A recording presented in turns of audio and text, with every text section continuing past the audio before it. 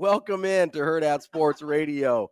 AM 590 ESPN Omaha will hopefully be with us shortly. ESPN Tri-Cities. We are live on Twitter, Facebook, and YouTube. We're here, guys. It's Iowa Day. That's the important thing. We've got a football game today. Make sure, Austin, when you come over here, make sure you mute that mic because I'm getting a little feedback from you on that one. Yeah. But we have a football game today, Iowa and Nebraska. Oh, that one was mine. Yep. There we go. Just trying to get it figured out. We got it. Okay, we got it. Here we go. Yeah, we'll get there. We're cooking with gas now. That's all right. Actually, this does go to show that that's how important Shane is to the show because 100%. He actually is on vacation today. That's why we're having technical difficulties. And a much needed vacation for Shane. We should 100%. Yes. My guy never takes a day off. So glad he got to spend some time with family over there.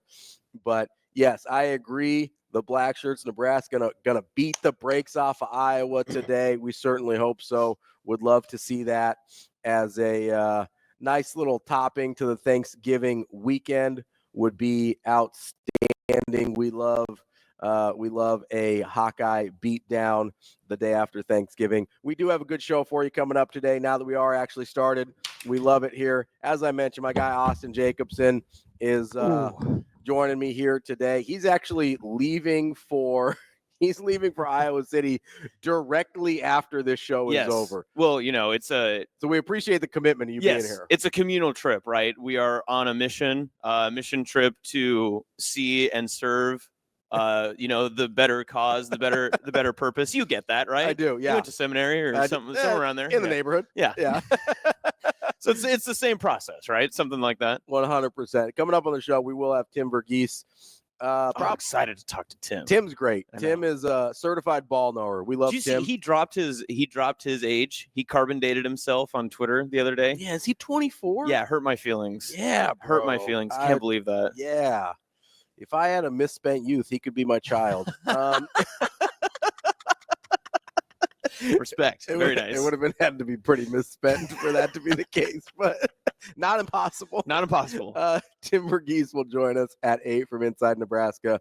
8:30, we will talk to Coach Laura Bird Kuhn of the Omaha Supernovas. They had their draft this week and had it right here at Hurrdat Sports Bar and Grill. It was a phenomenal experience. Got a bunch of current Huskers, former Huskers. Allie Batenhorst will be making her way back to Nebraska this winter as part of the Supernova. So that's super exciting. We'll talk to Coach Bird at 8:30. At 9, we will talk to my normal co-host, Damon Benning. He is already in Iowa City. He will be part of the broadcast as always, but wanted to check in with him. And then at 9:45, we'll wrap up the show with Matt Vrzal from former Husker and owner of Pison's Pizzeria, and who did a great job on the call this week for the Nebraska Public Media broadcast on Monday of the state championships.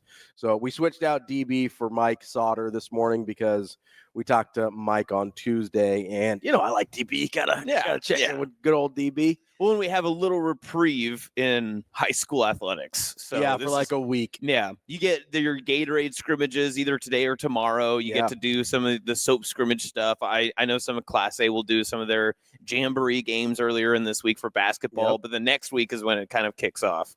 Just feels so late. It does. It feels very late. It's about, it's the same time every year, right? But because it happens so far after college basketball starts, it does feel a little delayed. But so I got to ask, Austin, how was your Thanksgiving? It was great. I had some of the best food in the world, and I know that you're going to just give me all the haterade possible. Ooh, where's the ribeye? Can we get something more unique in here, please? Did you guys go to Kearney, or did you come out here? We traveled down to Kearney Wednesday night, and then I came back last night. So, yeah, good short trip. But, yeah, Western Nebraska, tell you what. That's central Nebraska. That's going right? to get some people riled up. Tell you what, it's going to get some people riled up. So you guys do the traditional Thanksgiving food? Yeah. So Thanksgiving is my mom's number one holiday. Okay, this is Angie's number one holiday. If she could pick any of them out of the year, probably do Arbor Day and then Thanksgiving. Those are probably her two go-tos. Big Arbor Day, I guess. But Yeah, it's the one thing that she has it like listed. She's done it like 10 years or maybe even longer in a row where we've hosted like our extended family. Yeah. And she has it down, scheduled down pat. Everyone has what they're supposed to bring. She cooks everything else. She starts it the day before. She's got pie. She's got everything. It was beautiful. Stuffing, number one Thanksgiving food, by the way, in case you're curious. Stuffing. Do love me some stuffing. I can respect that. Stuffing's a food we need to eat more of, in my opinion. So there is such a huge variance on stuffing because good stuffing is very, very good. Yes. Bad stuffing is very bad. Horrifyingly bad. The variance in stuffing is incredibly wide. I like mine with a little crisp. I need to get it like it needs a little like crust. Yes, almost. It's got the crust and texture. Yeah. I want the breadcrumb and all that sort of good stuff in there. I need it to have that like flavoring, like soaking up. It needs to be able to soak, right? Yeah. But then you go into like the bad side, and if it's just mush, you just put it down on a plate and it looks like.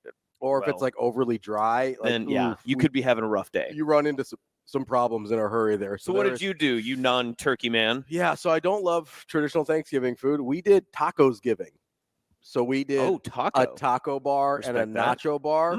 It was incredible. It was great. Okay, I would suggest it to everyone. It's way less work than normal turkey food or normal Thanksgiving food. That's mean. It is a lot less work. Like cooking a turkey is kind of a whole ordeal, right? Yeah. But no, we did taco and nacho bar. It was outstanding. I respect that. It was great. We did do some traditional pies. I do like the pies. Tacos and pies. Yeah. Oh, it's great. You can eat pie with anything. Really. Let's be honest here. Pie is. Can you? Yeah, pie is universal. I don't know about that. We went to so did you go out to Val's at all this year? The pumpkin patch. Oh, in Granite? No. Yeah. No. So my wife is obsessed with Val's. Okay. She's gone every year since she was a kid, just loves it, right? But they have this pie barn out there.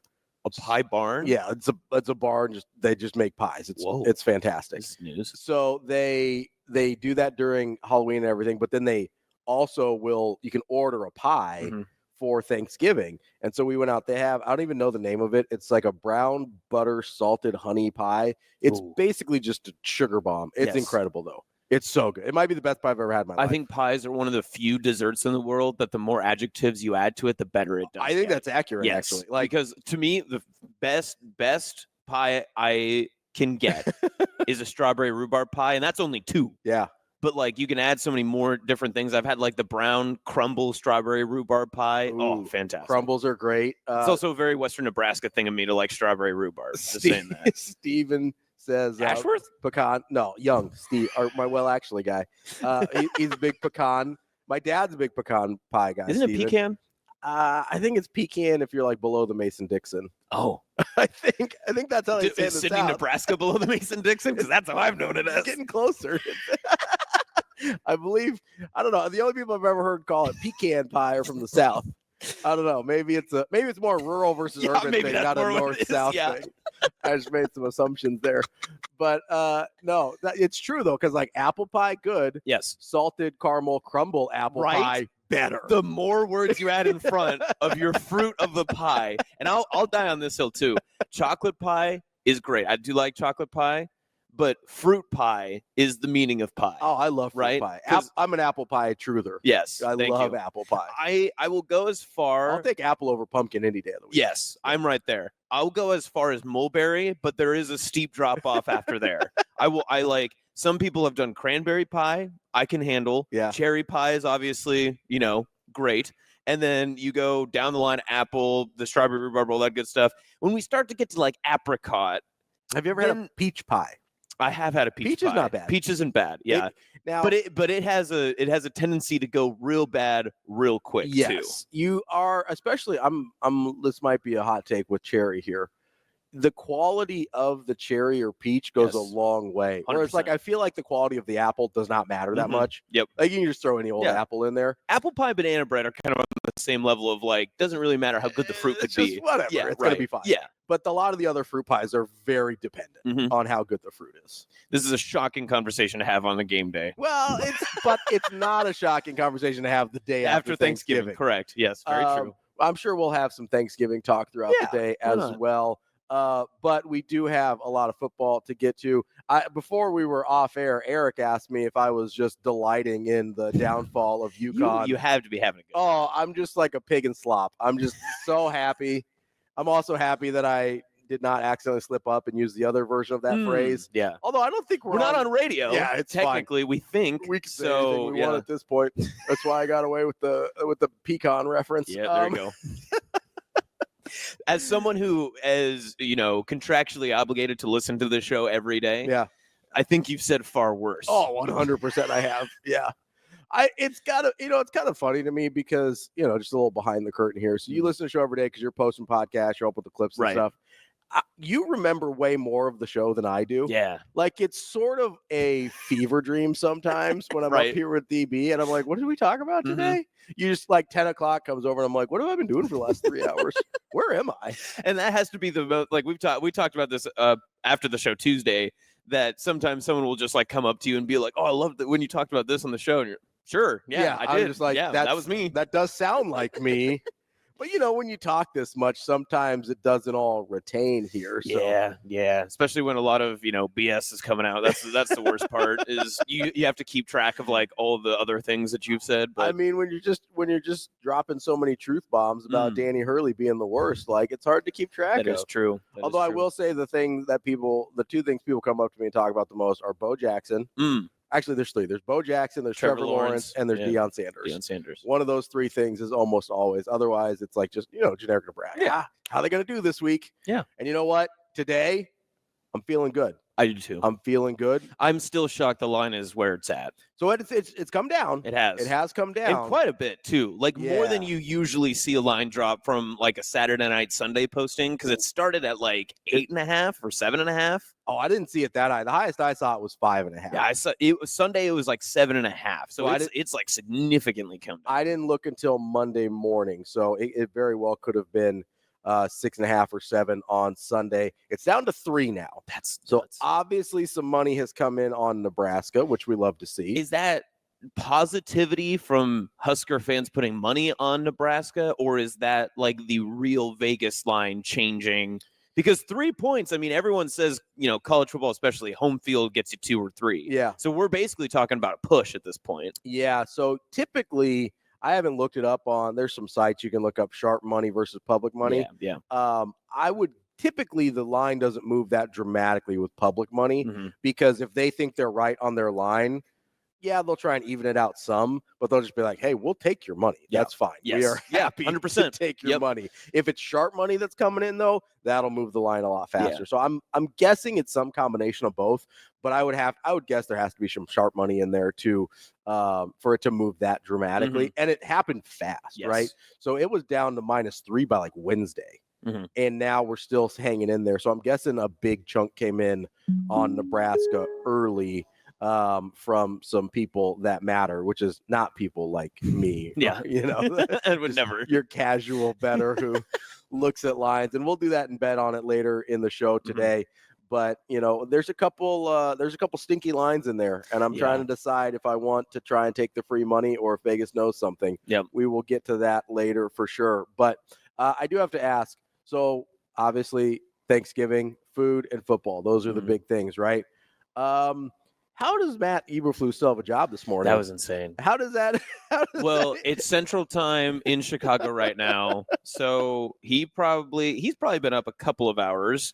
You think he went I to assume sleep? the owners are like probably at the facility now working on the paperwork, but this could have been. I mean, you played the early Thanksgiving game. You could have had this done. This could have been done yesterday. Unless it's like a Christmas firing where they're like, well, we don't want someone to work on Thanksgiving, so they're just going to put in the paperwork today. But yeah, absolutely bonkers. I mean, I've never seen a team try to tank without trying to tank. I mean, that's the most if that was the Panthers or like the Raiders, everyone would have been like, that is egregious. That's egregious trying to get the number 1 pick. I mean, that was horrific. That was terrible. The worst part might be he doubled down on it in the post game. He's like, no, I like the way that went. We did the right thing. It's like, did you do the right thing? You have a timeout. You've got 32 seconds left. You are technically, I mean, it would have been a 58-yard field goal. That's a long field goal, but you're down 3. You're in field goal range. And you don't even get a kickoff. that to me, probably not how you wanted that to go. He probably had PTSD from the Packer game. He was like, I can't have another one of these blocked. It's Couldn't better than possibly not do this. getting. He probably was like, "Hey, if I don't get it blocked, it's a win." It's like, no, getting it blocked would have been better than how that went down, bud. Listen, Matt, as fans who used to be injured by blocked kicks and bad kickers and all that good stuff, you just have to give him another chance. You got to give him a shot. You got to give him a shot. Look at John Hull. John Hull's our best friend now. Guy couldn't make a kick in practice. I saw 2 John Hull jerseys for the Wisconsin game. Really? Yes. And I because it's 30. Yeah. So I was like, oh, well, that's not, or no, he's 90, isn't he? 90. Yeah, 90. And I remember thinking, I was like, well, there's plenty of other 90s that have been. And then I walked by them and it was Hull across the back. And I was like, I hope your family. That's crazy. Because if you bought that after like Ohio State or something, good for you. Maybe they Get were to the NIL. Maybe they were James Williams fans and they just put like the tape over it. It's like we're Hull fans now. Yes. No, it's been an incredible turnaround for John Hull, obviously. But yeah, I'm sitting there and I go, and that's kind of why when people, because every once in a while, I don't know if you've experienced this, every once in a while people are like, well, don't you think the coaches would know better? And the answer is sometimes no. Yeah. And what's the other crazy part too is that I think what's lost in this whole conversation is there was 11 Chicago Bears on the field that were also, that none of them like recognized it.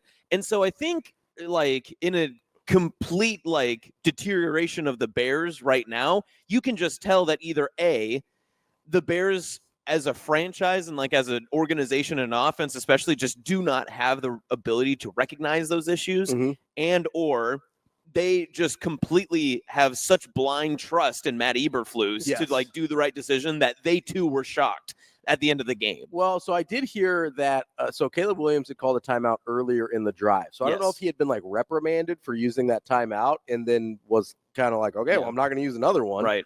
Or what exactly happened there. But that is that case. It's an institutional failure, as you mentioned, right? Like it's not just on Matt Eberflus. It's also on his entire coaching staff being like, hey, should we get a timeout here? True, yeah. I mean, maybe they were. And you're the NFL. You have a strategic timing person that's like on your sideline or in a booth, like talking to you. And maybe they were. Maybe they're like, hey, we're kind of clicking here, bud. Like timeout. 22. Do we want a 21, timeout? Do we want a timeout?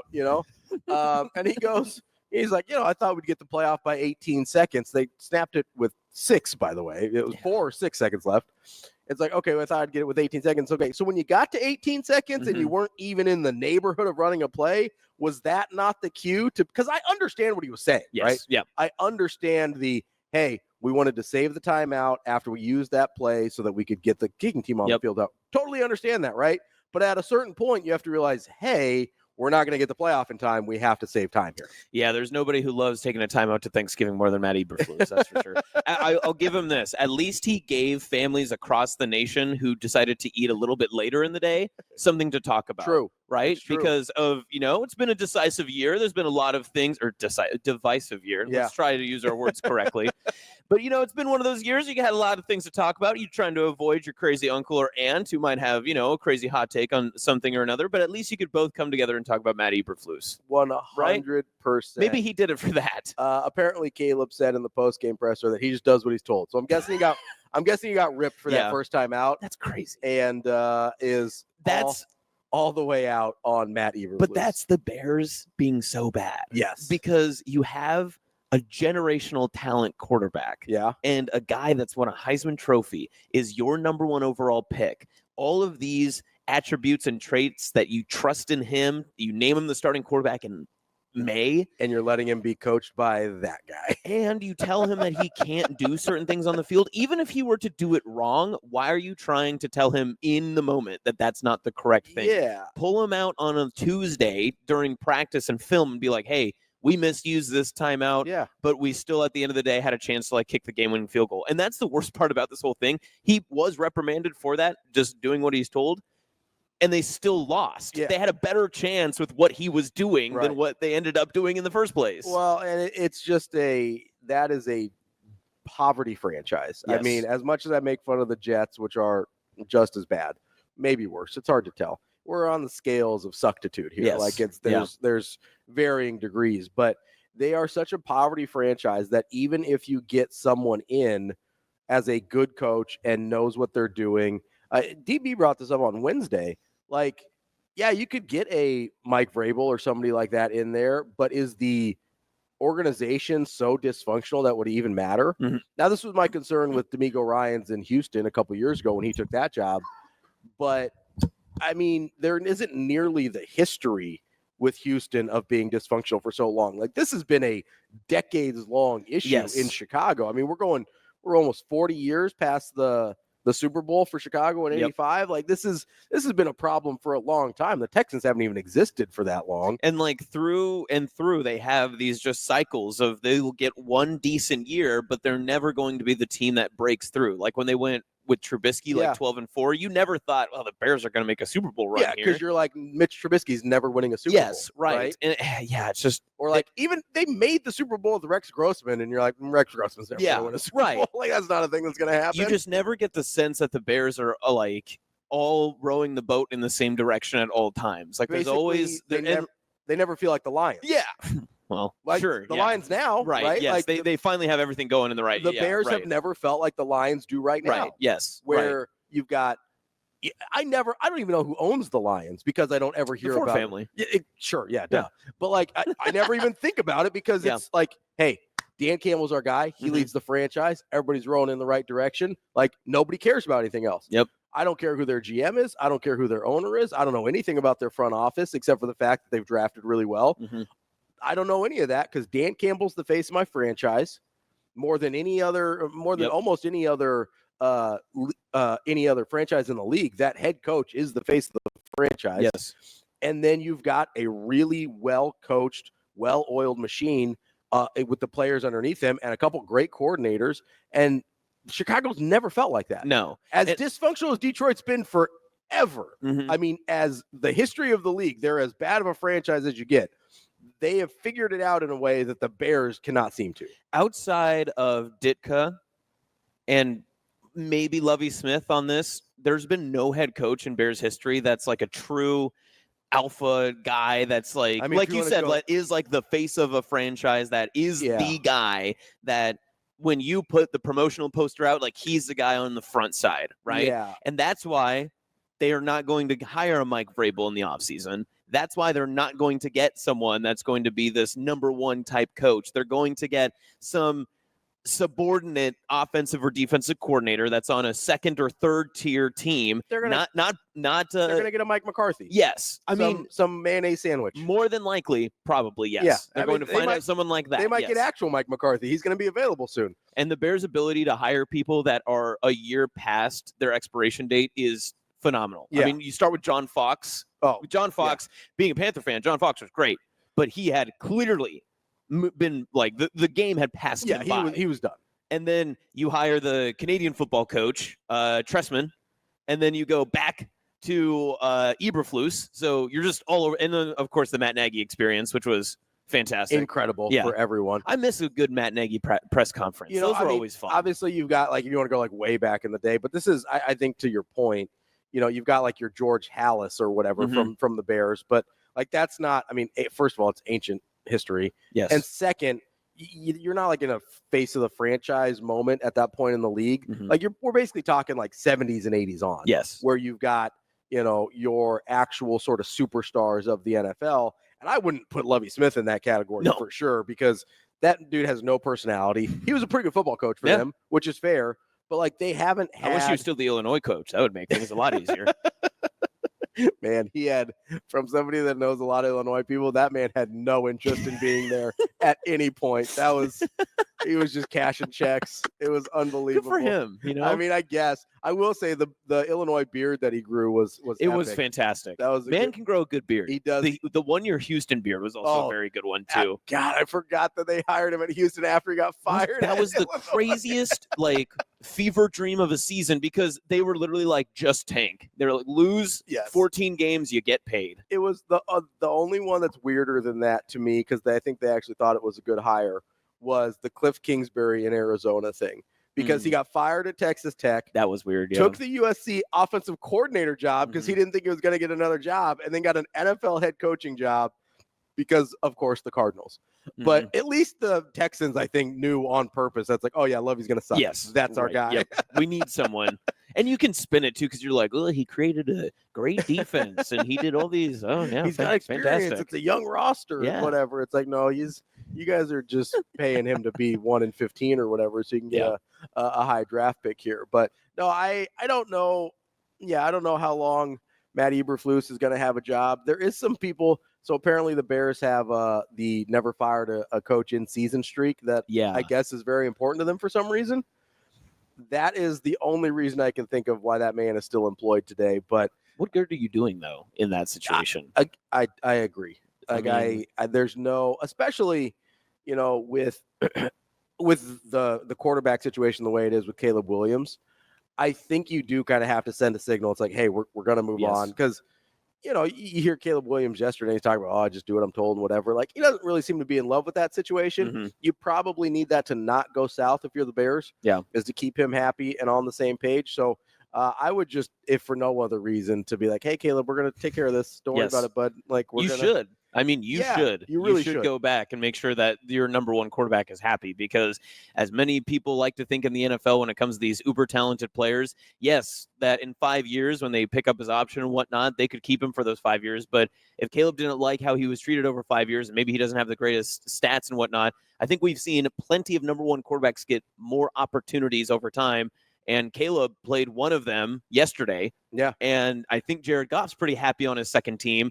I wonder if Caleb Williams, after a couple years, might just be looking at his watch and saying, I can't wait to get on mine. Yeah, well, not just that, but like over the course of the time he's with the Bears, like you have to get the best out of him. Mm-hmm. It's not just what if he signs somewhere else? It's what if we waste these 5 years of control over a quarterback where we can put together a great roster, and we wasted the number one pick because we couldn't figure it out with the head coach?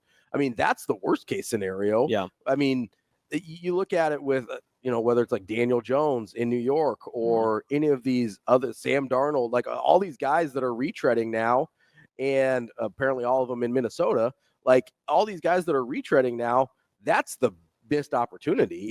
Yep. You would love to have a guy for 10, 15 years, but the bigger missed opportunity is, we completely botched this first round quarterback pick and we just lost 5 years of our franchise because of it. And the rest of the Bears roster is pretty good. Mm-hmm. And that's the worst part, is that's a pretty good team outside of their head coach, who cannot properly manage 32 seconds, which crazy. Is, again, why sometimes it's like, I don't know that the coach does always know better. Sometimes the coach is Matt Eberflus, and in that case, he does not know better. I pray for all of the Bears Huskers fans that have had to endure some of the years over the past few. And I know that there's many, because we're in a weird tie-in here in this state where there's a conglomerate of Bronco Huskers, Chief Huskers, mostly Chief Huskers. Yeah. There's some Packer Huskers, Bear Huskers, Viking Huskers. Yep. And then you get, your sporadic ones like here and there. And whatnot. But I fear for their sanity for this weekend. The fun 49er Huskers like me as well. Coming up next, we will wrap up hour number 1 here on Hurrdat Sports Radio. That's Austin Jacobsen. I'm Ravi Lulla. We'll be back here in a little bit.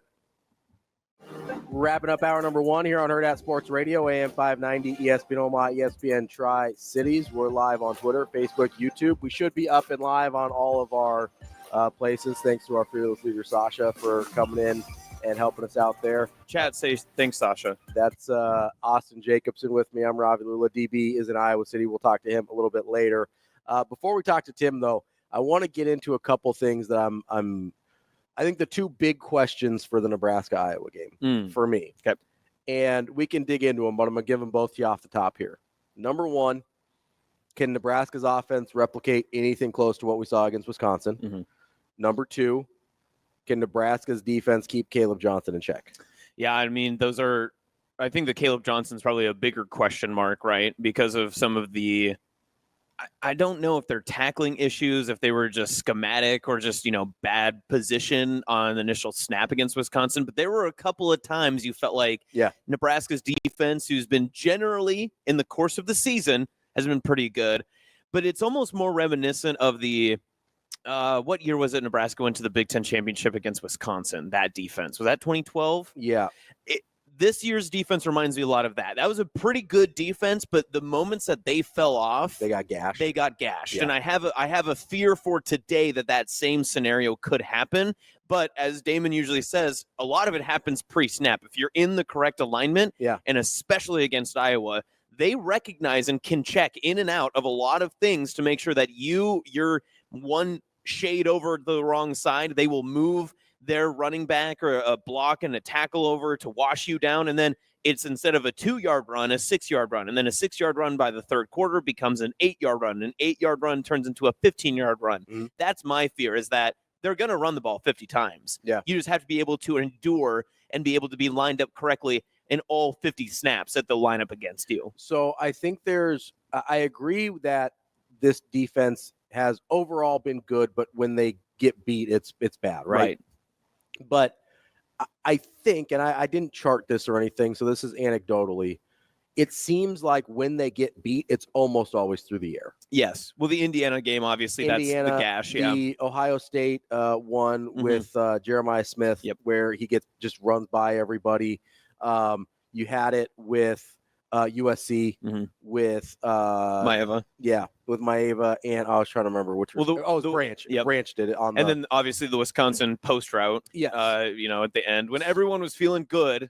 Classic. And to just like just throw one in there just to make you nervous, right? Yeah. So it seems like it's typically in the passing game where if they're going to give something up, that's usually what it is. That, I think, is good news against Iowa because they're playing like a 12th string quarterback, and it's not like they're a dynamic passing offense in general. Caleb Johnson, incredible, right? But if you're like, hey, Stratton, like, go for it, bud, I'll probably take my chances there, And so I will say that is a positive to me, is that most of the time, and that's not to say that they haven't gotten gash running a handful of times this season as well, because they have, but especially lately, the thing that we seem typically most worried about, and with good reason, is guys just miscommunicating on the back end and losing a guy. Yeah. Right. That's the thing that's been the most frustrating, is like Gifford and Singleton are supposed to hand guys off and that just doesn't happen for whatever reason. And it's never something like a crazy route concept. It appears. It never is like a trick play where they just get put in the wrong position. It truthfully is almost fundamental that it's just one lapse of judgment, the wrong assignment, one guy carries over to the wrong side, and it just looks that way, right? I think it's mostly miscommunication. Yeah. I like at the end of the day, because, and DB's talked a lot about this, a lot of it's you're trying to disguise what you're trying to do until super late in the snap count, at least until after 15 seconds when the headset cuts off, so they can't communicate anymore. And then communication gets lost somewhere between that point and the play. And so you've got, I think when Coach Rule says, like, hey, when we're in a cover 2, you got to play cover 2. Part of that is knowing that you're in the cover 2, right? And so I think it's a miscommunication thing more than anything. And that's why, we'll talk about this a little bit later. We'll get to some keys to the game and things like that. But I do think you might see some new faces back there. I was just going to ask you, the conversation of simplicity and younger talent instead of more complex schemes and maybe veteran players that don't have the same talent level. That was a conversation last week before you get to bowl eligibility, because you were just going to throw anything at the wall to get a win. 100%. But against Iowa, the most basic and simple of defense might be what's more successful. So having your more talented players on the field, I wonder if this conversation comes back up again. And like you said, we see just a fresh rotation of a lot of younger players coming in because of the ability to just say, hey, we're going to put our most talented guys out there and we're just going to run base. It's going to be very simple, because if we line up correctly, we know that our guys can be your guys. Yeah, and I think part of it is more talented, but I also think maybe more than anything is just guys that are not burdened by kind of all of the stuff that's floating around in their head, right? Because I think Gifford and Singleton, because those are the guys I'm mostly talking about, if I'm being honest, that I've been frustrated with. I think they're plenty talented. I just think they're thinking too much, so it makes them play slow or hesitant. I agree. I think it's mostly just find some guys that are unburdened by that for whatever reason, obviously. And, they've been here a long time. They had a couple different defensive schemes, had a couple different defensive back coaches. I get it. There's probably a lot of processing through their head, but give me, maybe just give me some young guys in there that are unburdened by that thought process that seems to slow down those guys every once in a while. I would just love to see that, especially against an offense that in the pass game probably isn't going to do anything super complex or that you're going to have to maybe check through a lot of things with. To me, this is I think Stratton threw the ball 14 times total in his only start, the last game against Maryland, where Caleb Johnson ran it 35 times. One dude ran the ball 35 times, which I know used to be pretty common, but that's a weird thing to see now. One dude ran the ball 35 times. Like, that's going to be the game plan. Like, if they want to drop back 30 times with Stratton, like, have fun, bud. Like, you do you. But that, I think, will give them – because to me, in the run game, that's the thing that will kill you. It's hesitancy. Right? If you're not coming downhill when you need to be coming downhill, that's where those 4-yard runs turn into 8-yard runs. That's where I think some younger guys that can come downhill with bad intentions are going to be able to make a difference for Nebraska today. I'll be interested to see what the rotation looks like back there. We saw Bly Hill last week. We saw, I think, a little bit of Donovan Jones last week. I want to see maybe a little bit more of that with some of those guys in those safety spots, just to say, hey, like, if you're not going to get downhill the way we need to, we'll find somebody that will. 100%. And, I mean, you could argue that Isaac Gifford is maybe the best tackler in that defensive backfield, but the Iowa-Nebraska game or the past 4 or 5 matchups, we always picture in our head that this is a game that's predicated on basically what you said, downhill blocking, downhill running the football, mano-a-mano, defensive line versus offensive line. But the past 2 years, the biggest plays of the game have been turnovers, which are pretty much any football contest, right? And big opportunities in the passing game. Nebraska's one passing touchdown last year was to Jalen Lloyd. 2 years ago, Casey Thompson and Trey Palmer ran up and down Kinnick Stadium. So if this game is going to be determined by a winner from the past outcomes, you're going to have to make a big play in the passing game at some point. And on both sides, to your first point about if Nebraska can replicate what they did offensively against Wisconsin, you have to trust Nebraska's offense more to make a big passing play in the contest, any more case than what Iowa's going to be able to do at any point in this game. Even if they run the ball 35 times going into the middle fourth quarter and they try a play action pass, Nebraska's going to be ready for that moment. I don't think that there's going to be a part in this game where Nebraska's going to be caught flat-footed. Right. And I hope I'm not going to have to eat crow at 9:30 tonight in Iowa City. I'll be in row 7 behind the Husker fans, by the way. There we go. Try to get the decent ticks, but if you're looking for Austin on TV, you'll know where to find him. You'll know how the game's going, because at some point I do have volleyball school written over me, so we'll know how good the game has gone. And that's a fair point. I do trust Nebraska's offense to be able to make plays in the passing game more, and to not make a mistake in the passing game. Well, we hope. Obviously in the last couple of games with Holgerson as calling plays and as the OC, it looks like a very different version of Dylan Raiola than the guy that we did see struggle with some decision-making and some turnovers kind of in the middle portion of the season. That, to me, is the really interesting part, though, was Wisconsin just what this is going to look like, or was it an aberration, right? Was it a right place, right time, home game, bowl eligibility, senior day, reeling Wisconsin team, or was it, hey, this is what a Dana Holgerson-led offense with this group of guys is capable of? I lean towards the latter. I lean towards that's what they're capable of, because this is honestly what I thought they were capable of at the start of the year. I was like, hey, they've got some nice pieces at wide receiver. They've got some multiple weapons at tight end. They've got some things that I like. Obviously, you've got Dylan Raiola. But you sit there and you go, okay, if they can do even, a decent replication of what we saw against Wisconsin, they don't have to put up 44 points. But if they can replicate that in any way, then that's what we need. That, I think, is going to be a really good indicator of hopefully what you can expect from Nebraska's offense today and moving forward. The other thing that we haven't talked about a ton, and we will later, but Iowa's pass defense has gotten gashed a few times this year. Like, that's a place where that didn't happen at all last year. You were going to have to put together a 17-play drive to score against Iowa's defense.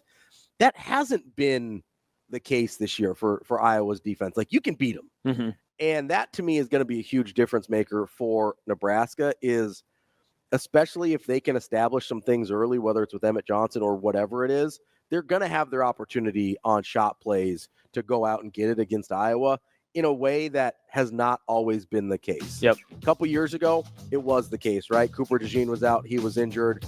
He was back last year. That was actually, I think he was out last year too. but that was a much better Iowa pass defense.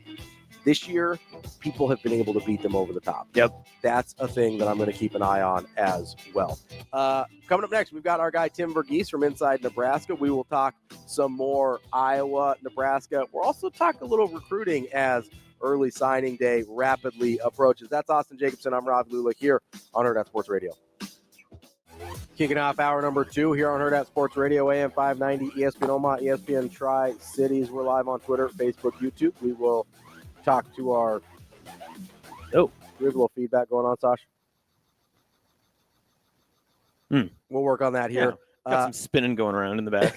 We'll also get to our guy Tim Verghese from Inside Nebraska here in just a minute. Meanwhile, want to tell you, make sure if you're driving anywhere like our friend Austin today, make sure you've got your seat belt buckled. It prevents injuries and saves lives, but only if worn properly. You got to make it click. I know lots of people out on the roads today, both in Nebraska and Iowa, but that's brought to you from the NDOT Highway Safety Office. We will get Tim Verghese here in just a second, but in the meantime, we were talking some comments on YouTube. Blackshirt says, yeah, the Iowa pass defense has been incredibly susceptible to the deep ball this year. That's going to be a really interesting dynamic in this game. There's only a few common opponents between Nebraska and Iowa this year. They had reasonably similar results against Wisconsin. They blew out Wisconsin. Nebraska blew out Wisconsin. They lost to Ohio State, in a much more dramatic fashion than Nebraska did. And then both teams lost to UCLA as well.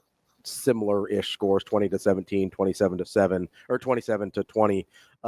So fairly common in those things. I don't think you're going to have a ton of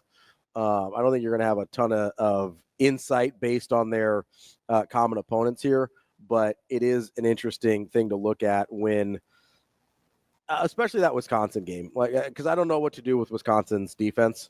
Because, it's the same defense that held Oregon to 16 points. I think it was just unmotivated. Yeah. I think that was kind of the biggest battle, is that we've seen that from a time or two, that when a defense, especially in the Big Ten Conference, gets late in the season, and sometimes their season hasn't went the way that they've wanted, they geared themselves up very highly for the Ducks. It was a home game. They jumped around. They had a good time.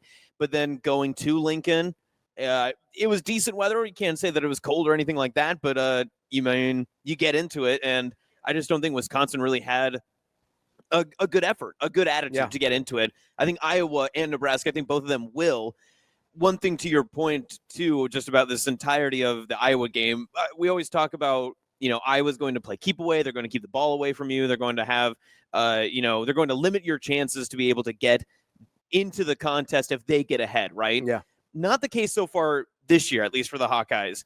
83rd in time of possession across college football. Yeah. So not only they've had some moments where they've put up 40 points, yes, but it's not a team that's going to get out ahead of you and stay out in front. They're not going to pace the cart consistently in front of you and make you chase the carrot. The way they have in years past, right. The way Illinois did. Right. You're going to have chances in this contest to come back, because they will inevitably have a 3-and-out. They will probably give you a turnover just because of the dynamic of where they are on a 4th-string quarterback. But other than that, it's still Iowa. They're going to find a way. Kirk Ferentz knows how this rivalry goes, and it's one of those contests that you always just look at and you're like, man, with every stat and statistic, sometimes this game just doesn't make sense. We'll ask our next guest, Tim Verghese, about that from Inside Nebraska. Tim, how are you this morning?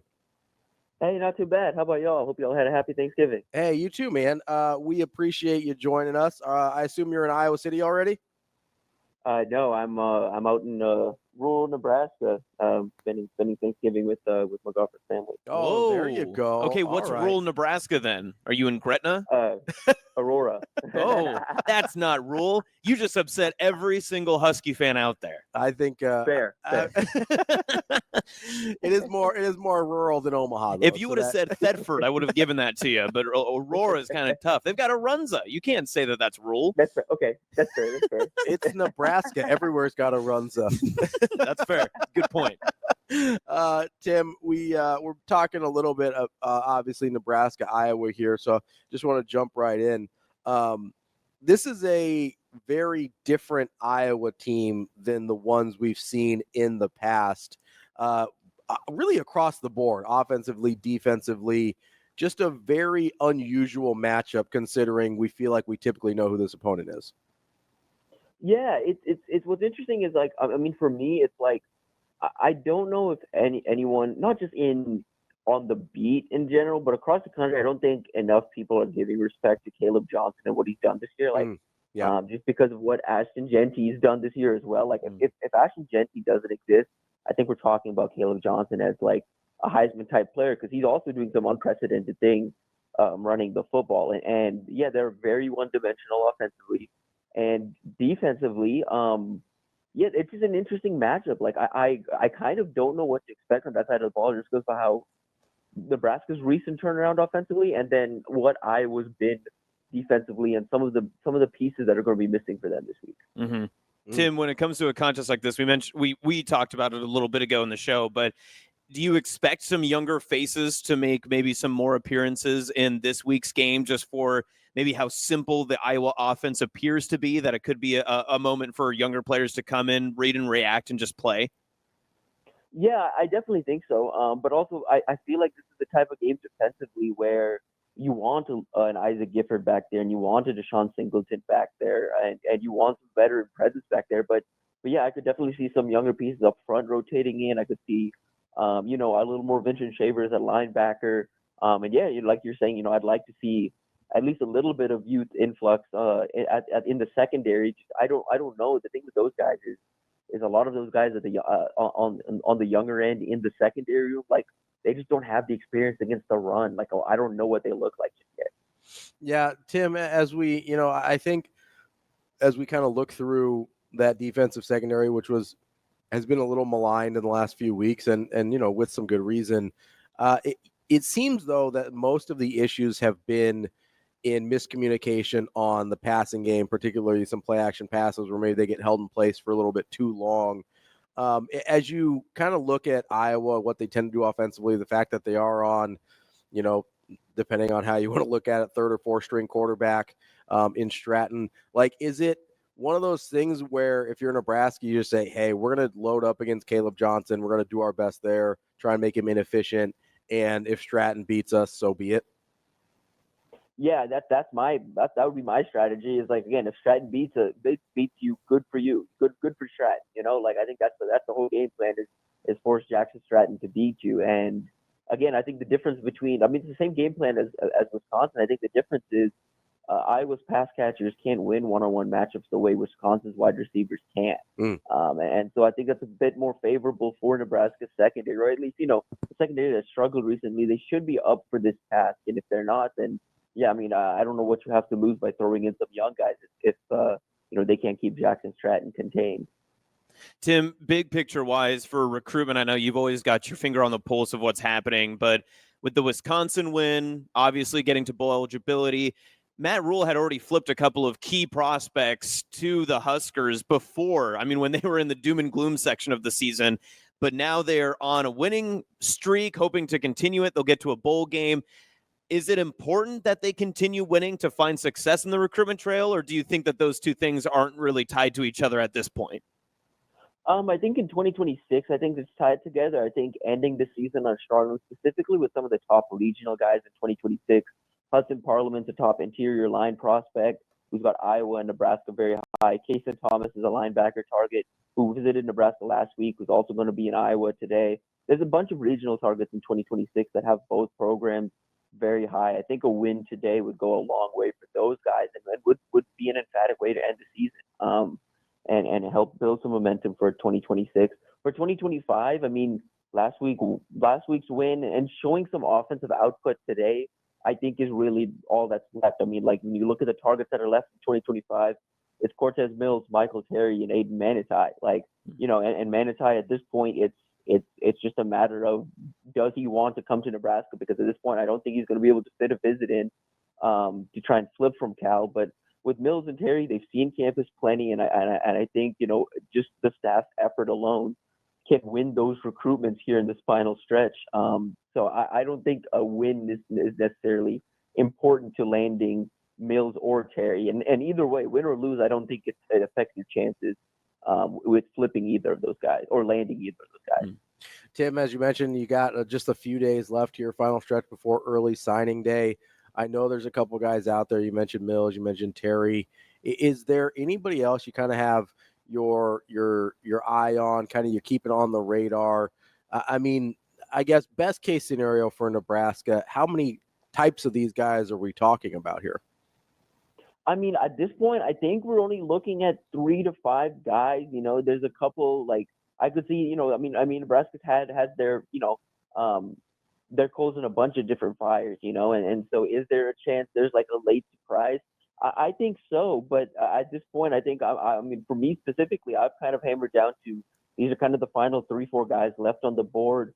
You know, the Bear Tenney decommitment was a bit of a surprise this past week, but kind of understandable depending on where Nebraska goes. Obviously, Chase Lawson's another one we're watching just you know, as a ramification of that, but he's going to be back at Florida State this weekend. So, you know, they're trying to keep him locked in. So that's one recruitment that could go any different way. I mean, we've talked so much about him and his personality and kind of what he's looking for in his recruitment. Like, you know, this isn't one where like that hometown, the staying home isn't like a draw the way that something new like Florida State or Texas A&M or Missouri presents was for him. So I think we've got our eyes on a handful of guys left, but yeah, I mean, you could see a surprise or two, I think, in this final stretch for sure. But I think at this point, Nebraska has most of their attention turned to the upcoming transfer portal cycle. Tim, I'm glad you brought up Lofton and, you know, some of these local guys that Matt Rhule, when he first arrived to Nebraska, made such a deep, impactful statement saying that we've got to, you know, close the border, make sure that people are staying in with Nebraska. If they're from here, we want them to be here. And you know, that sort of sentiment. With the new roster changes and limits and the way that you've seen Rhule's recruitment style go on the national landscape, do you think that will continue to stay the case? Obviously, you're going to try to go after the top guys, but there's a couple of guys even in the class of 2025 that maybe are going to be on that outside border of if they're going to be on the 105 in future years, that sort of thing. But how do you see like future recruitment in the state going for Rhule with the new roster limits? I think it's going to be tough. I think it's going to have to be some like, hey, you can't really take flyers in the state anymore because you don't want to risk burning that relationship down the road. Like, I think it's all about, I mean, they've done a really good job of being upfront and transparent with all of these recruits, whether it's in-state or out of state. But yeah, looking ahead to like 2026 and beyond, like right now in 2026, I mean, the top ranked player per Rivals in the state is Amari Jackson, and Nebraska hasn't offered. And at this point, it doesn't seem like they're going to offer because, you know, there's something in there that they don't love, you know, for what they look for at defensive back, or what they look for at receiver, both positions he could play. He doesn't have like, you know, certain metrics they look for specifically in track. And so as a result, they just haven't offered, and they probably aren't going to offer. And so that's one of those recruitments where in a couple of years, do we look back and will Nebraska regret it? Potentially, but at the same time, you know, they are very process oriented, and I think that's just how it's going to be. And it's going to be a lot stricter on targets in general. You know, you can't have these random flyer recruitments anymore where, you know, Garrett McGuire goes out and offers such and such kid, even if it's out of state, but goes and offers such and such kid who doesn't have a whole lot of production but has some really good track time. And, you know, Nebraska's like, okay, we see something here that no one else does. You can't really take those type of flyers anymore because of the roster limit. We're talking with Tim Verghese from Inside Nebraska. Tim, just kind of have a random hodgepodge of questions here for you, so don't try and find any rhyme or reason to them. The first one I'm thinking about here is what from the Wisconsin game in the game plan and offensively specifically do you think is replicable against this Iowa team? I think a lot of what they did was they presented a lot of the same concepts out of different looks, and a lot of the motion they threw in there had some open looks that Dylan didn't necessarily take that I could see them taking this time around. One that comes back to mind for me, that late wheel route to Ramir Johnson is a yo-yo motion to January Bonner on the other side, who's wide open on his own wheel route on the other side of the field. I think Dana Holgerson's done a really good job of giving Nebraska multiple open targets on routes and simplifying things for Dylan, where his reads are easier and simpler. I think between that and I think the run game as well, I think they've started to. It happened a couple of weeks ago, but I think slowly but surely they've really started to find what works for them with this line, with the backs they have in the run game. And I think that those are things that are replicable even against a better defense. And this is also a defense I would keep in mind as well. As a defense that kind of lives out of zone and pass coverage, and Dillon has had more trouble against man than zone, and zone's something he can pick apart. And Iowa, they do a good job of disguising and doing certain things, but for the most part, they play out of relatively simple shells and play relatively simple quarters coverage that Dillon's used to because he faces that in practice. All right, next random, not so random one for me is, what do you think is replicable from the running game? Do you think we see kind of another usage of Emmett Johnson the same way, either in the run and passing game, or you think maybe that formula of, hey, Emmett Johnson early, Dante Dowdell late, is that something you think we might see again? I think because of the weather, I think there's a chance we see Emmett early, Dante late. But I also think Emmett last week kind of showed he can carry the load. He hasn't had that type of opportunity this season to kind of get into that type of rhythm and build his legs up over the course of the game and really start to take advantage of Nebraska's offensive line starting to lean on guys as the game goes on. I think that, and I think those two back sets, I think you're going to see a lot more of, because against a more sound run defense like Iowa's is, you have to create numbers advantages. And the cool thing about having multiple backs back there on either side of the quarterback is it forces both sides of the line to account for, hey, either of these guys could be getting the handoff. This ball could be going anywhere. You can't really key in on where that ball is going. And so I think you're going to see a lot more of that. They really started to build out an offense kind of out of those two back sets. I'm really curious to see what other looks we get out of that, because there's so much more they could be doing with that. And I'm curious to see what Dana's built into that.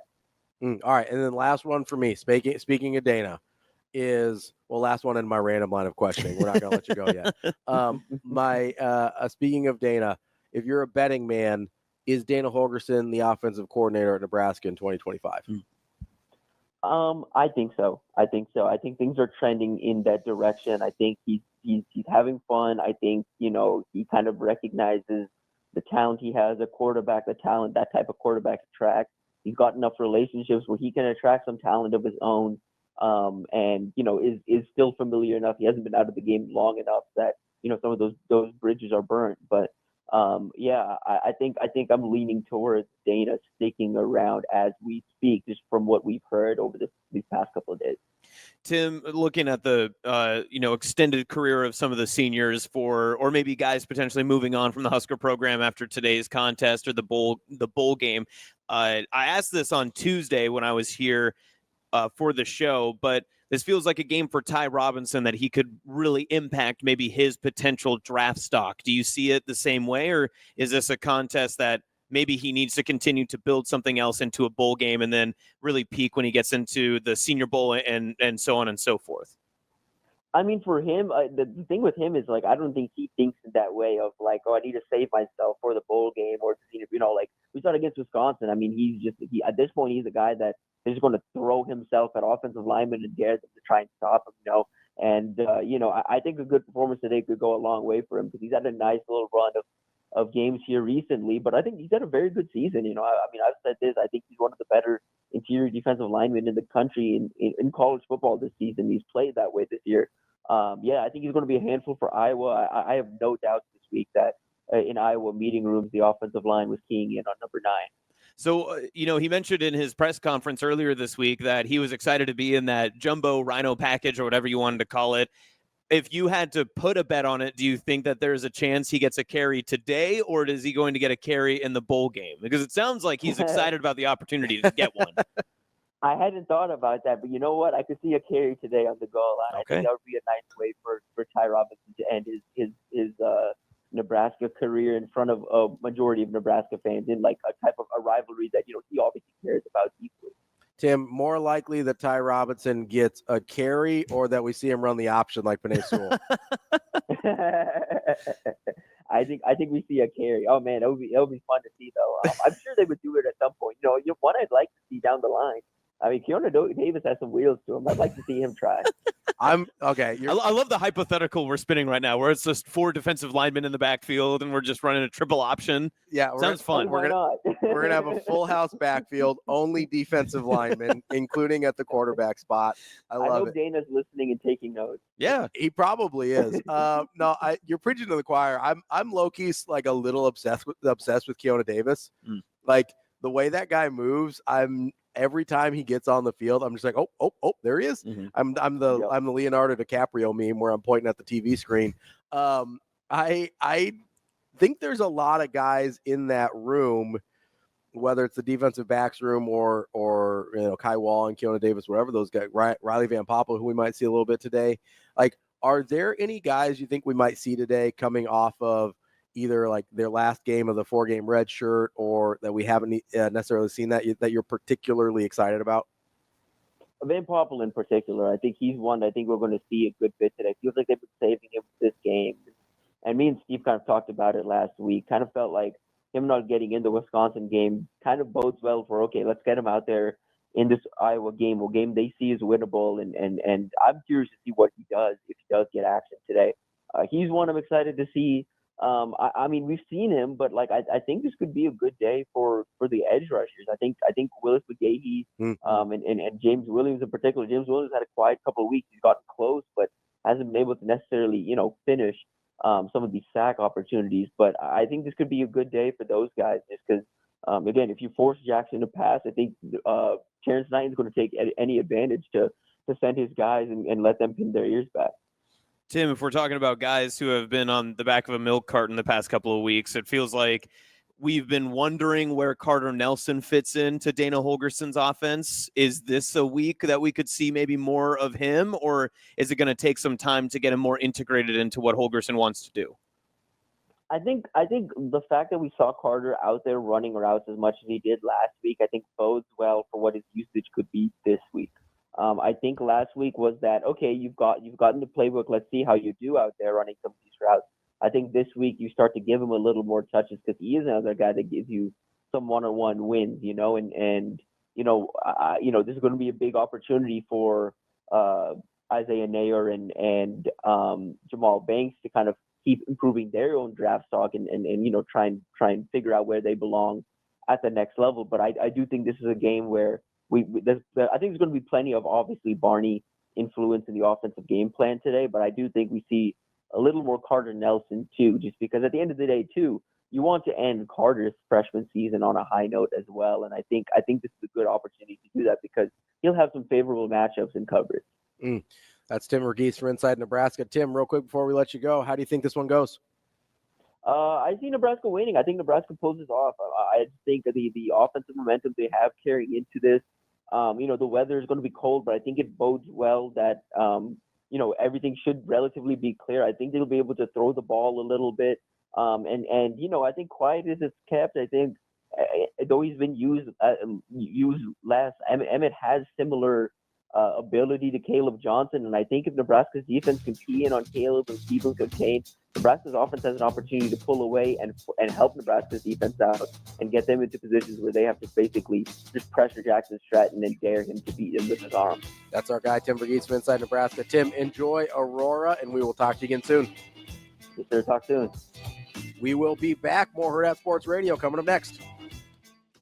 Welcome back to Hurrdat Sports Radio, AM 590, ESPN Omaha, ESPN Tri-Cities. We're live on Twitter, Facebook, YouTube. That's Austin Jacobsen. I'm Ravi Lulla here at Hurrdat Sports Bar and Grill on the Pillar exterior stage. We'll be joined by our friend Laura Kuhn, the head coach at the Omaha Supernovas, in just a minute. But before that, I want to tell you about my friends over at Midlands Family Urgent Care. They have a lot more to offer than you might think from an urgent care facility. I've been going there for months now to help me out with my weight loss. After an initial consultation, they were able to prescribe me semaglutide, the same active ingredient as Ozempic, and now I'm down about 30 pounds overall. Best part is, don't have the constant food cravings anymore. I'm not always thinking about food. My portion control is so much better, and it's not just a constant food noise in my head anymore. It's been a total game changer for me. If you need a little help losing weight as well, make sure you check out Midlands Family Urgent Care. You can book an appointment by calling their Millard Clinic, 402-810-9494, or book online at midlandsurgentcare.com. They have been great over there. Really appreciate them and all their support. We are joined now by head coach Laura Bird Kuhn from the Omaha Supernovas. The Supernovas just had their draft here just a few days ago. 6 people in that class. Hanging out here at a Hurrdat Sports Bar and Grill. Coach, how are you this morning? Coach Kuhn, how are you? Hi there. Good. How are you doing? Oh, we're doing great here. It's getting exciting. I know your season's rapidly approaching, but we got to talk a little draft here first. You guys had a little draft party on Monday. Yeah. There was a lot of action kicking off this Thanksgiving week. I feel like that was so long ago now. I know it does feel, it's Thanksgiving week is like a little time vortex. It's kind of like being in an airport where time is meaningless. But it does feel like the draft was like 3 weeks ago. We're in the same week that the draft happened. I feel like I've had 2 weekends since then. Correct. That's a great analogy. An airport, time warp. That's amazing. So, Coach, obviously you have some local connections with your draft here. How important is it to you? Not only, obviously, you're trying to get the best players, but I know how community focused you guys are as well. How important is it for you to connect with the community, with your players, and not just try and build? I mean, you want to get the best players, obviously, but there's kind of a balance there, right? There's definitely a balance, but the good thing is a lot of the best players come from the Nebraska area. It does help. It does help. It works out. Yeah, that does help our the cause, but it is huge for us. I mean, you mentioned the after party. So we had the draft Monday, kind of late morning, early afternoon, but our after party was so cool. And we got to have Lindsey Krause and Kendra Waite stop by that night. And it was so fun to see the community, just the excitement, but like they instantly just accepted them. I mean, it felt like Thanksgiving. I mean, our whole, when we do events and we get to hang out and interact with our fans, it's always fun. And I think that's what is so cool. I talked to a couple fans and families that night from our first match. From our first match, it felt that way. So now it's just special as we keep growing and continue to build. And obviously the teams are going to change, to see that. But to see not only with our team and inside our team, the players connect and meet each other and then gel together, but now with our community, it's the same concept, really. Coach, you have to feel like at the local level, a lot of people have to be pretty excited about what the Supernovas brought in. But do you feel like you got a real steal in the 5th round getting Kendra Waite out of Creighton? I mean, that has to feel like just slipped through the cracks and just happened to be right there for you. Oh, my gosh, yes. It makes me smile just thinking about it because she's such a great player, but she's even more like a better human. Like all of them, all of these players are just great people. But I've known Kendra also. So she was a little sister to one of my players from Kansas. So I've known that family. I recruited her in college. And so many levels of like for the community, for what she's done at Creighton now. I mean, it's just awesome. It's so full circle for her and for myself. But even now our Supernovas, like it's such a cool, our volleyball community on top of just being in Omaha. It's just a special time for our sport, a special time for this place. Coach, you mentioned your Kansas connection. You had another one with your first overall pick, and I'm going to pray I'm saying this right, Toyosi Anabanjo. Did you like how I avoided that one? Yeah. I went with Kendra Waite trying to go with the start there. I appreciate, you leaving me that one. Coach, how did that one come about with Toyosi trying to get that with that first pick that you guys had? Well, I've been obviously in Kansas gym watching them. I've watched them for years, but she is a great person too. Like we needed M1. We knew we needed an M1, so we were building that list. And we had 3 to 4 top players that we wanted. But she's going to fit in this role, and her joining the team as a rookie, but her personality. And you could see it in her interview. Oh my gosh, that was so fun that night. She did a live interview with our live draft party, and it was so engaging because it's just her personality. But you said her name great. Also, I'm just going to give you guys a heads up. You can call her Toy. Just say Toy. Oh, perfect. Oof, thank God. That helps. You said her name perfectly. You actually pronounced it. And we joked about it when I was there because a bunch of the families, we were all hanging out. If you just think of a banjo, it's on a banjo. Perfect. That's how you say her name. It's spelled just like that. Yeah. Yeah, you don't get that often. You crushed it. Yeah, you crushed it. Yeah, PA in Omaha is going to celebrate here in that one. They are very excited about that. We're talking with Coach Kuhn, head coach of the Omaha Supernovas. Coach, obviously you've got this a lot of your championship roster coming back from last year. How important was it for you to get players that had this winning history with whatever college programs they were at to help kind of keep those championship vibes going in Omaha? You know, as coaches and even as athletes, when you're playing the sport, there's always the process and there's the ability to have this intrinsic force. Like you just want to win, you want to train, you want to be the best. And you hit it on the head. Like you want players that have come through programs and have played at that level.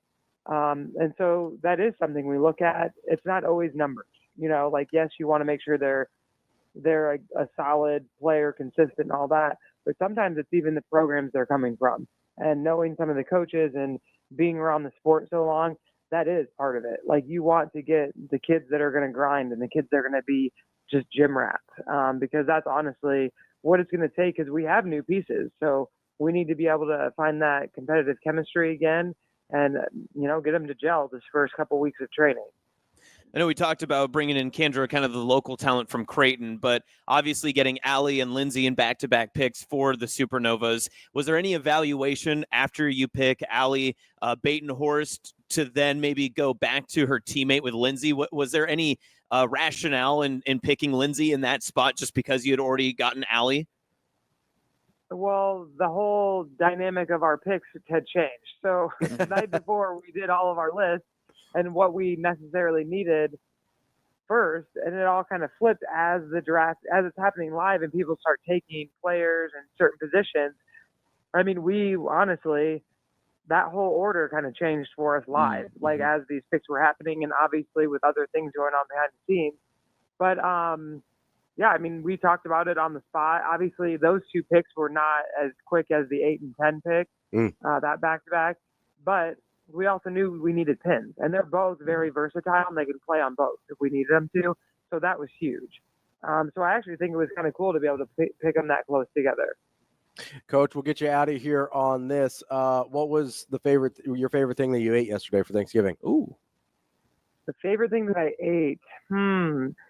You know, there's always the traditional things, the turkey, the potatoes, the sweet potatoes. I'm gonna have to say, I think it was the sweet potatoes. Right between the sweet potatoes and the green bean casserole. Those two things are very good. Are you just traditional sweet potatoes? Or you going sweet potato pie too? We just had traditional sweet potatoes. Now this morning with coffee, we are having pumpkin squares. Ooh. So part of our dessert is rolling over into today, which I love. Well, an extended Thanksgiving. I would say that's the best part of Thanksgiving is the leftovers, right, Coach? Yes, the leftovers are where it's at. Coach, we appreciate your time. I'm sure we'll be talking to you a bunch throughout the season. Congrats on a great draft week, and I hope you enjoyed your holiday. Yes, you guys too. Thanks so much. Thanks, Coach. Coach Laura Bird Kuhn from the Omaha Supernovas. We will, of course, be catching up with the Supernovas all throughout the year. Appreciate Coach joining us the day after Thanksgiving here, but really excited for their roster that they put together. Obviously, we mentioned a bunch of the local flavor between Kendra Waite, Allie Batenhorst, Lindsay Krause. It's going to be a lot of fun to see that team put together this year. Yeah, and it was cool. I was listening to the post-draft conversation with Allie and our very own Anna Bellinghausen, and just hearing their conversation about how excited Batenhorst was to come back to Nebraska. Yep. And she said specifically to come back to Omaha. I think that means a lot, especially to probably what the Supernovas were looking for, especially when you look to year 2 and repeating if you're trying to build the best roster to do so. Absolutely. That's Austin Jacobsen. I'm Ravi Lulla. We'll be back. More Hurrdat Sports Radio coming up next. We're wrapping up hour number 2 here on Hurrdat Sports Radio, AM 590, ESPN Omaha, ESPN Tri-Cities. We're live on Twitter, Facebook, YouTube, and it's time to hit the road with MH Hospitality. MH Hospitality, stay once and carry memories forever. Make sure you get to mhhospitality.net to check out all of their properties and what they've got to offer. You can it's the holiday season. Make sure you get a nice place for your relatives to stay, because Lord knows you don't want them staying in your house. All right. That's what MH Hospitality is for. They've got you covered. Go check out mhhospitality.net. Austin, we've got some really interesting road matchups this weekend with some high profile games where road teams are favored. That's now, right. And I know where you want to start too. Boise. No, Ball State at Ohio. Isn't that Hey, it's a border war. Ball State Ball State. University, baby? Come on now. No, there's obviously Nebraska's on the road. We'll get to that one in a little bit as well, although they are not favored. You've got Tennessee on the road at Vanderbilt, which, in-state battle there. DB and I are not sure if Tennessee's good at football. This will be a decent test to figure it out because Vanderbilt's going to give you two versions of themselves, either the absolute worst version where Diego Pava just decides to go all over the yard and have no idea what's happening, or they will throw the ball all over the yard and will destroy you. And I don't know which side of Vanderbilt we're going to see, but I'm with you that this is a contest that I think a lot of people should have their eyes on because the College Football Playoff Committee is going to have their eyes on this because this is the start of the SEC final slate of how many teams they can get in. And Tennessee is right on that border of either falling completely out or just barely getting by. 100%. They're an 11-point favorite at Vanderbilt. That one's one I'm definitely keeping an eye on. Another team that's on the road and kind of in that SEC no man's land is South Carolina. They're not a favorite today. They're a 3-point underdog in another in-state rivalry with Clemson, but that's another super important game for the SEC. We're in, and I don't know how much people pay attention to the in-season playoff rankings. I don't give them a ton of thought because so much can change, but we are looking at a place right now where the SEC would only have 3 teams in. At the start of the year, I think everyone assumed it was a given, especially the fact that they only play the 8 conference games, that the SEC would get 4 in, but chaos has ensued, which we love.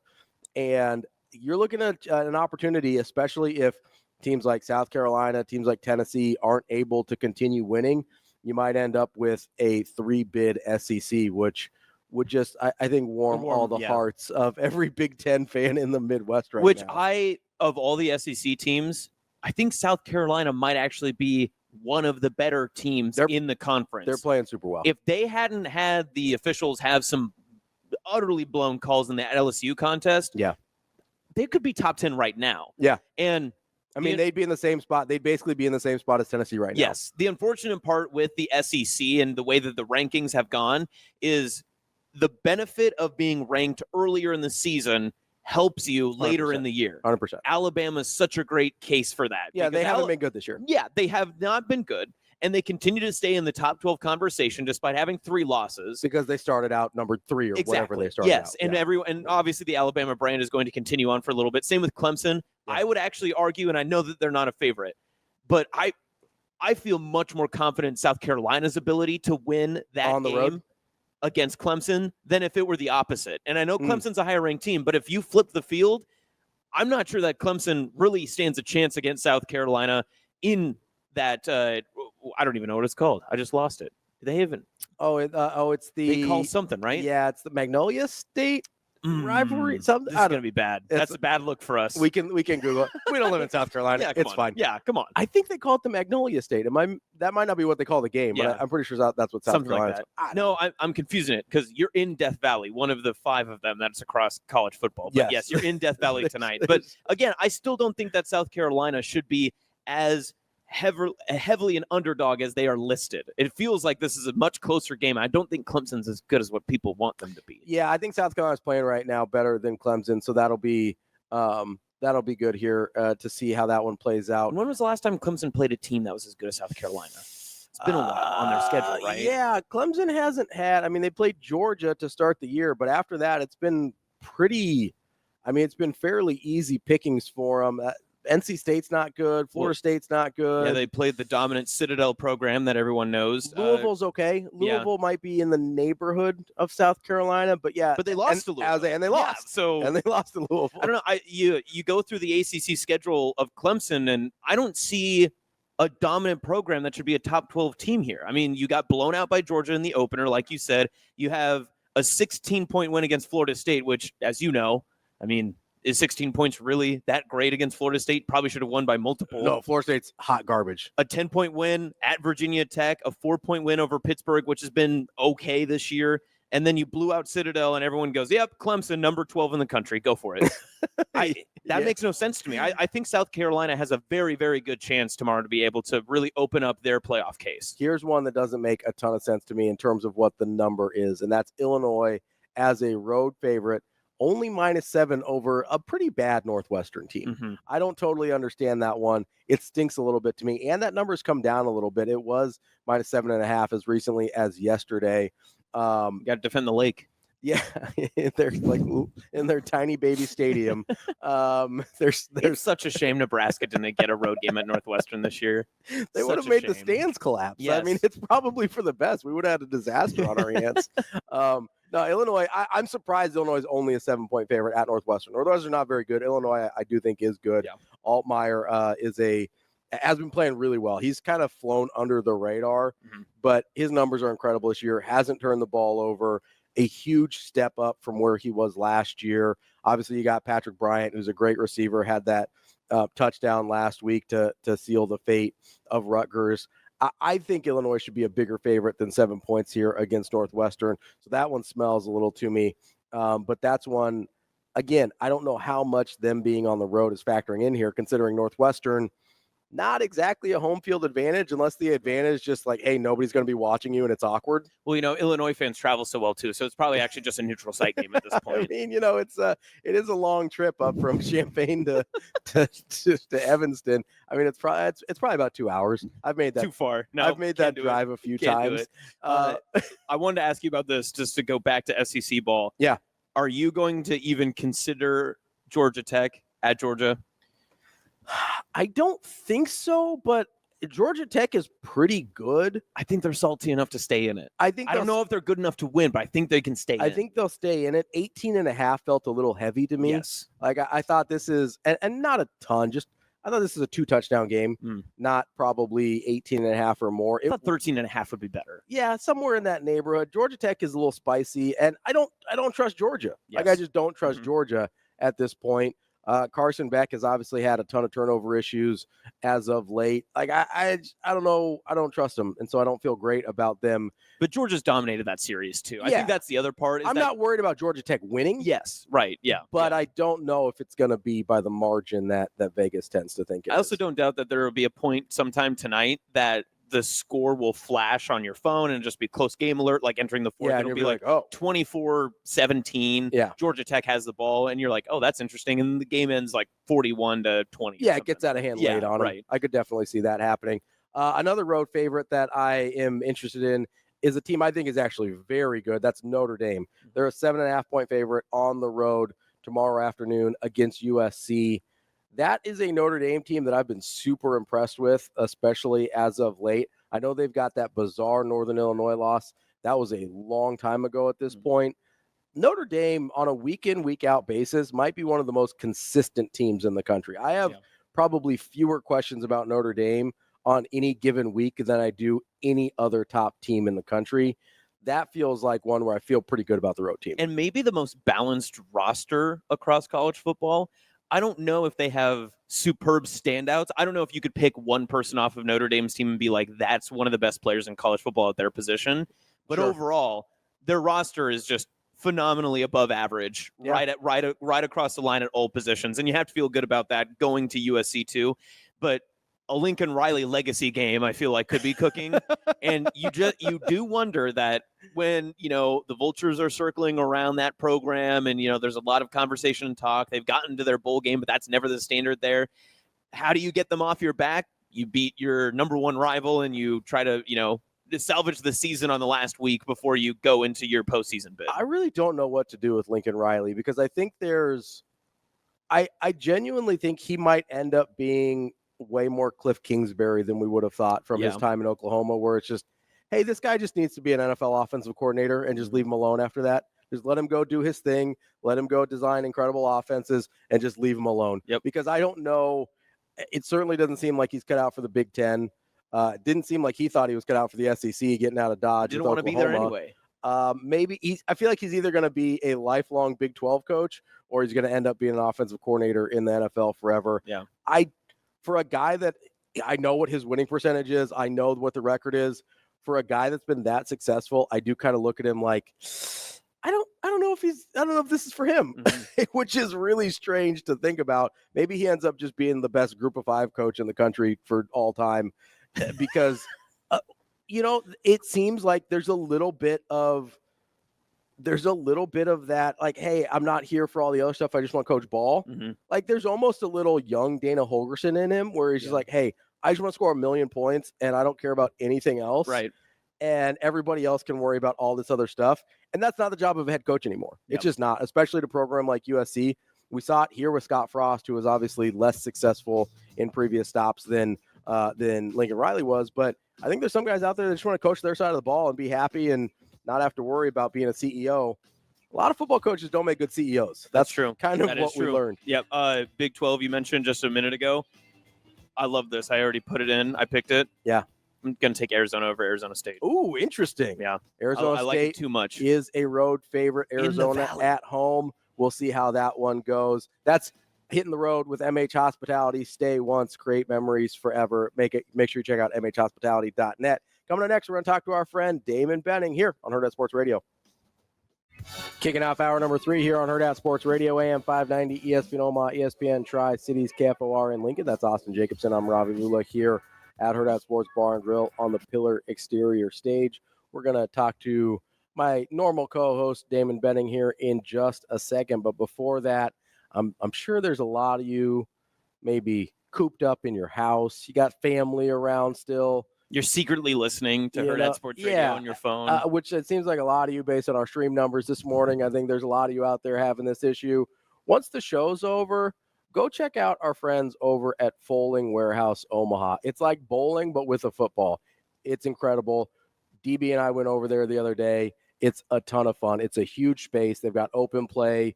Go over to foalingomaha.com to check out their holiday hours. They're open today, tomorrow, Sunday, as long as your family's in town this weekend, and you can reserve lanes online as well.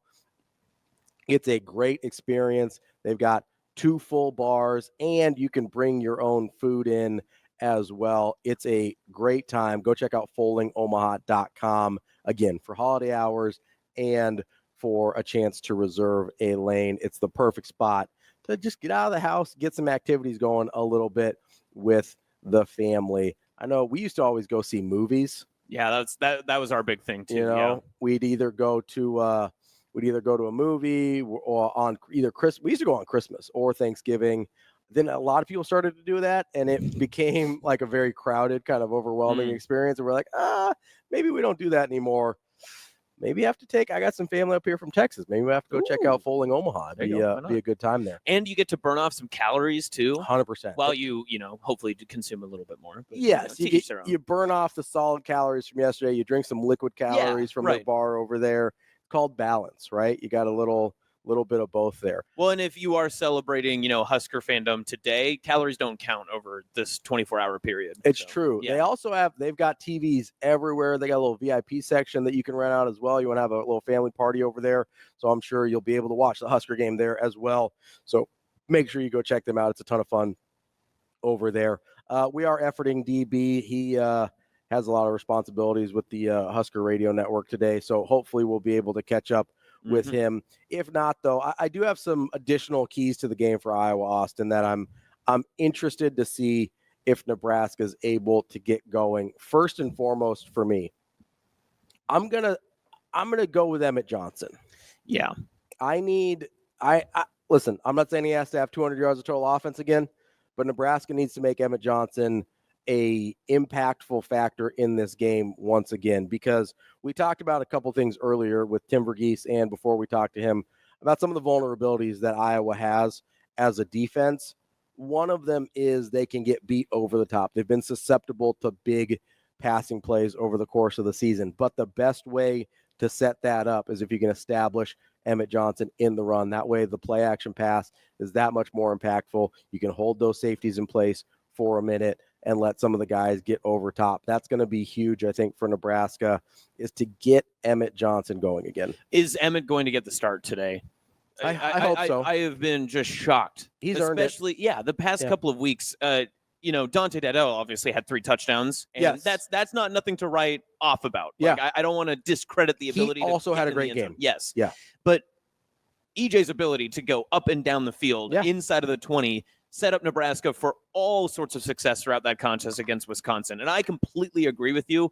It does not need to be the Saquon Barkley storyline again, but man, it would be great to get another Emmett Johnson big day. 100%. And when was the last time Nebraska had back-to-back good running games from their running back? 100-yard rushers, maybe Divine back-to-back Ezigbo, game. right? Like, it had to have been a long time 2016, ago. 2017, Man. somewhere in there. About as long as the bowl drought, Right. probably. Yeah. If we're being honest. Maybe that's what they needed to do all those weeks. Just find a 100-yard rusher. That's all that they needed to do. Jeez. Oh, it's that if easy. it was that simple, we would have just done that, man. But yeah, I hope we see another edition of Emmett Johnson. Do you think his impact in the passing game could be more important today than him between the tackles? Yeah, certainly could be, especially if I was loading up against the run game. That's the thing. When Dana Holgerson got hired, that's one of the things I first said was Nebraska fans need to get comfortable with the idea, even though he's not a true air raid guy anymore, right? They need to get comfortable with the idea of some alternative things kind of taking place of a traditional running game, whether it's these short little pop passes to Ja'Cory Barney, whether it's kind of the screen check down game to Emmett Johnson, like we saw last week a couple times, where it wasn't even designed to him. He just kind of floats in front of Dylan Raiola to make sure he's knows he's available and he's got an option there. Those things are just as important, maybe more important in what Emmett Johnson can bring to the table for Nebraska than even traditional running game. Obviously, if you can just line it up and run it down people's throats, you're going to win more often than not, right? But Iowa's defense, especially run defense, is still pretty good. You're going to have, I think, a hard time doing that consistently. So a lot of those other things come into play to not only open that up, but open everything else up for Nebraska as well. Although I will say, maybe one of the things I'm most interested in is Nebraska kind of blew up Wisconsin's front seven last week. There were some enormous running lanes for Emmett Johnson, and outside blocking was huge. They did a really good job on outside blocking as well. Borkature was great. Jamal Banks, who has been frankly very bad at this all season, had a great game blocking on the perimeter. He had almost a Chancellor Brewington level coming on that crackdown on the goal line on one of the Dante Dowdell touchdowns. So that's a thing I'm going to be looking at as well, is can the offensive line, can the perimeter blocking replicate that part of what we saw against Wisconsin? Because it's easy to look at the Dylan Raiola numbers and be like, oh man, that's great. But if the offensive line can play like that again, which was honestly probably the best performance we've seen from a Nebraska offensive line in I don't know how many years, certainly the best one this year, but you're going to be going back a few years to find one that's been as good as the one against Wisconsin. If they can replicate that, everything else will look better. Yeah, this is an unreal opportunity for Nebraska through 11 weeks of their season so far, 11 games of narratives, of different opportunities that people have had to chirp and chip at the team to right the wrongs from all of those past weeks. The most important keys of this contest, if you want to establish a good running game, is perimeter blocking. So, yes, your receivers are going to need to block well in this contest. Yeah. You're going to need to be creative offensively because no team scouts Nebraska better than the Iowa defense over these past 5-10 years, right?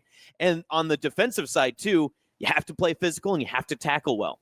And I think all of these narratives that the fan base, that media, that everybody has been able to look at Nebraska in a vacuum and say, these are the biggest things that Nebraska has to improve upon. It's a great chance right now for Nebraska to be able to say, listen, we got them corrected. We're on the right path, and we got better as the season went on. 100%. Joining us now is my good friend DB.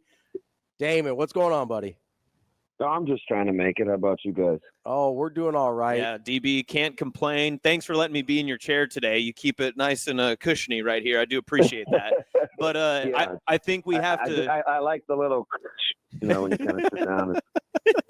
We do. I think I have to get back on the right foot with you. I apologize for putting an unflattering photo of you up on the X app on Monday night. So it was fantastic just to have people, make fun of me. Honestly. It was great. I just saw little did I know it was going to be a precursor too. So it's all good. The best comments I saw in there was someone had put on there that he looks really. The game started. Those are some of my favorite ones. I knew you were amped up. You were locked in. You were good. But I was. But I told Ravi yesterday on the show, and I saw the comments in the YouTube stream, and you posted. You're like, you weren't going to stand for the slander. I was going to do it personally, and then I was like, nah. Radio's good. Well, I'm listening either way, so it's all good. It's all good. Right? I'm glad we got that past us. We're all on the same train now. The slander train, all aboard.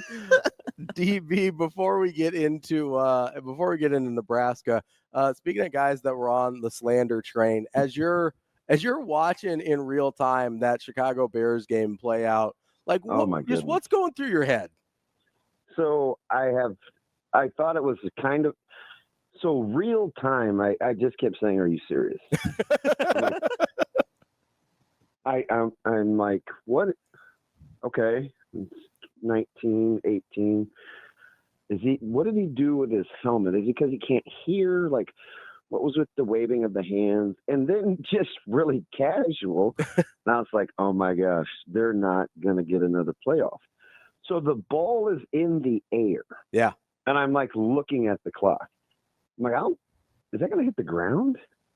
How are they going to stop the clock? So, but the craziest thing of it all was just when they panned the camera to Eberflus, and he's just like looking up. I'm like, oh boy, I don't know if they're going to let you go back to Chicago. Like I was worried how he was going to get back. That was incredible. Yeah, that was an unbelievable. My favorite was when he said, "I like what we did there." Yeah, dude. I was gonna say. I know you're a press conference guy. The doubling down in the press conference where he's like, "I think we did the right thing." It's like, I think you may not be qualified for this job. Did you lie on the resume? Like, what happened here? So I wanted to know, like, was he trying not to throw someone under the bus? Because I didn't get the answer, because it wasn't really. I mean, maybe Caleb should have called a timeout, but I mean that's totally on him. So I don't know who likes what they did there. That's what I want. Like who? Yeah. I mean the Lions. I think like what they did there. The Lions arguably are probably the most happy about the entire situation. Did you hear Tim Patrick? No. Like, oh yeah, he's like, well, they had a timeout. We're like, don't they have a timeout? Yeah, that's tough. Well, unfortunately, those timeouts don't carry into this Iowa-Nebraska contest, DB. But I was just talking about before we got you on the phone about how this feels like a great opportunity for Nebraska to flip the narrative from the past 11 weeks of the season and really showcase how much they've improved, not only in the past few weeks, but just over the course of the season. Do you see it the same way? And maybe which part of those improvements do you think are the biggest factors? Yeah, I think number one, I think they're in a good frame of, like, their mind is right. Seeing them on the plane and seeing them this morning a little bit, already milling around. Talked to James Williams last night. I think they feel like this is an opportunity, and that's how they're looking at it. It certainly isn't we got one. We were chasing 6. Now we're good. It's something where it's Iowa, and they will be ready to go. I actually like, and I kind of went back and forth with this in my head, Austin. I actually like a little bit of a short week because the emotional turnaround is a little quicker. You had to kind of dial in. Yesterday was disjointed. They got the early workout in, then they kind of ate as a team. They pushed back the flight time. So I think they're zeroed in on the opponent, and 7-5 potentially with a chance to go to the bowl game and position yourself for 8, you feel a lot closer to your goals than you did at 5-5 with all the questions swirling heading into Wisconsin. DB, I've got a running back question for you. I know you're a big Caleb Johnson guy. You have been all year. You were before the year. You've been beating that drum longer than anybody. The one thing that I've noticed going through Iowa's games, going through Caleb Johnson's games, is there is a pretty strong correlation between him getting 20 carries and them winning football games, and him not getting 20 carries and them not winning football games. This isn't like trying to keep a ball out of a post player's hands.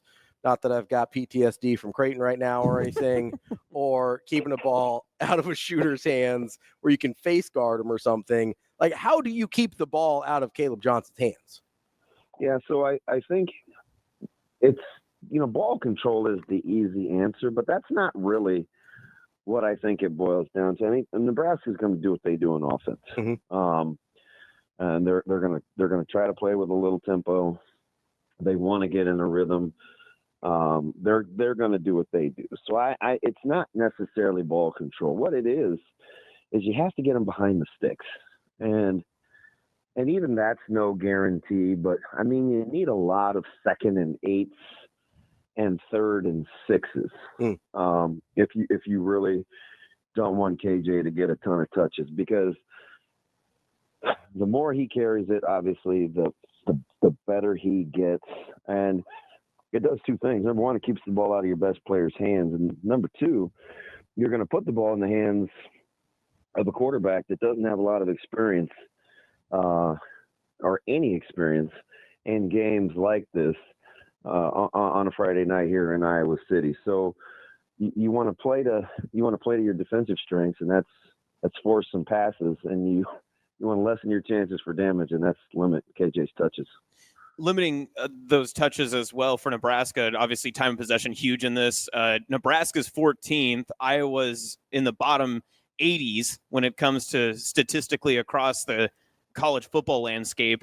Does Iowa have a chance to slow this game down and kind of reverse that trend in this contest if they want to stay in it with Nebraska? Or is it the opposite way that Nebraska might need to play a little bit faster to keep up with the home crowd there at Kinnick?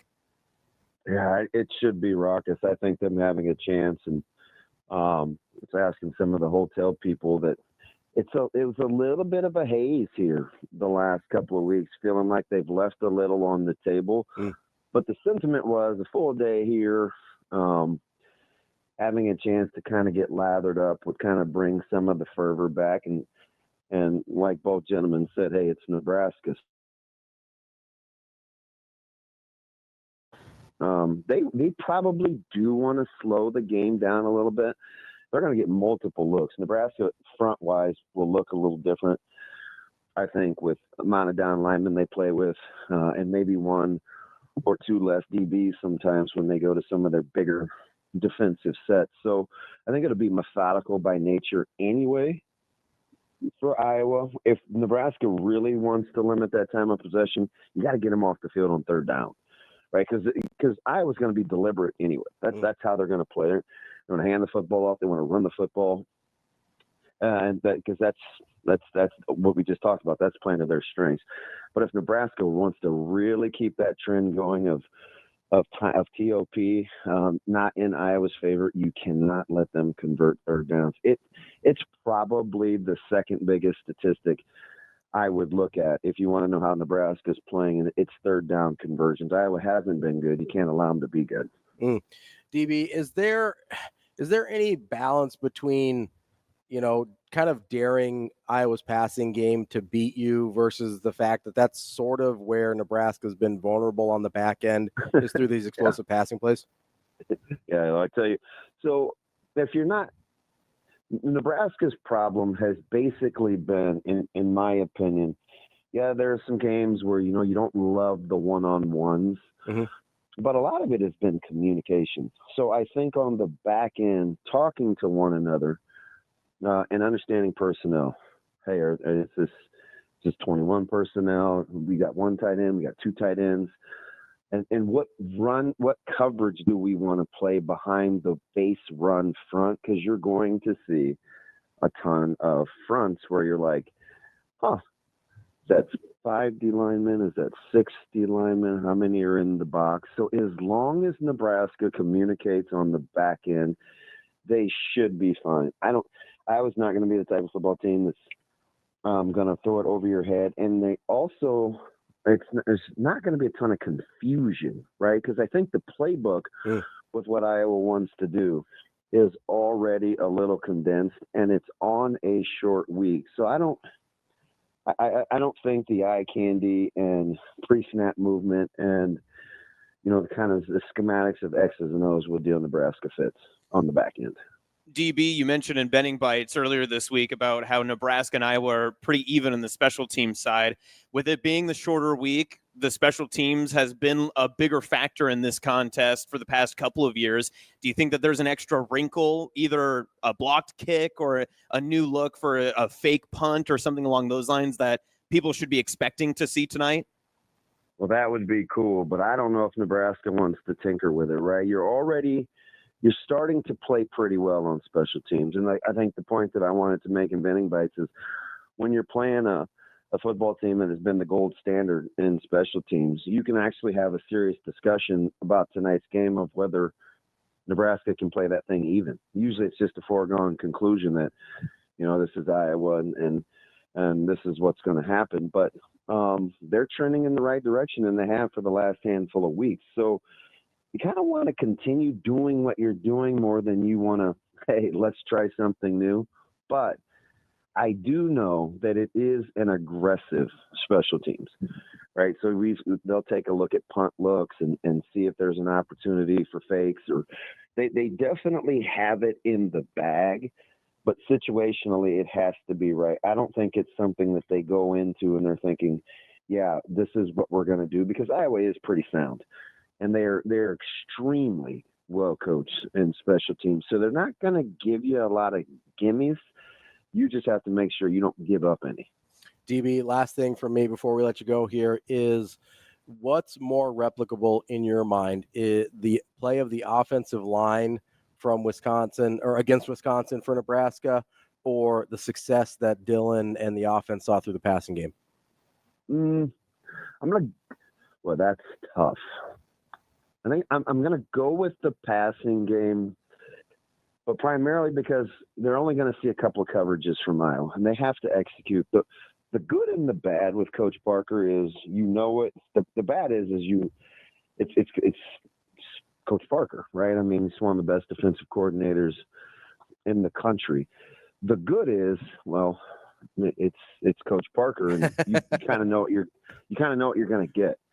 Right, they're going to pressure you once you get inside the 20. That's typically where they do the majority of their blitzing, even though they don't do it a ton. You're going to see some quarter, half. You're going to see, like, fundamentally on the back end, they do what they do. Can you run with guys and have success with some of those mesh routes? They're going to get collisions, right? You're going to have to settle down and sit it in some soft spots against this defense. They're not going to be trailing.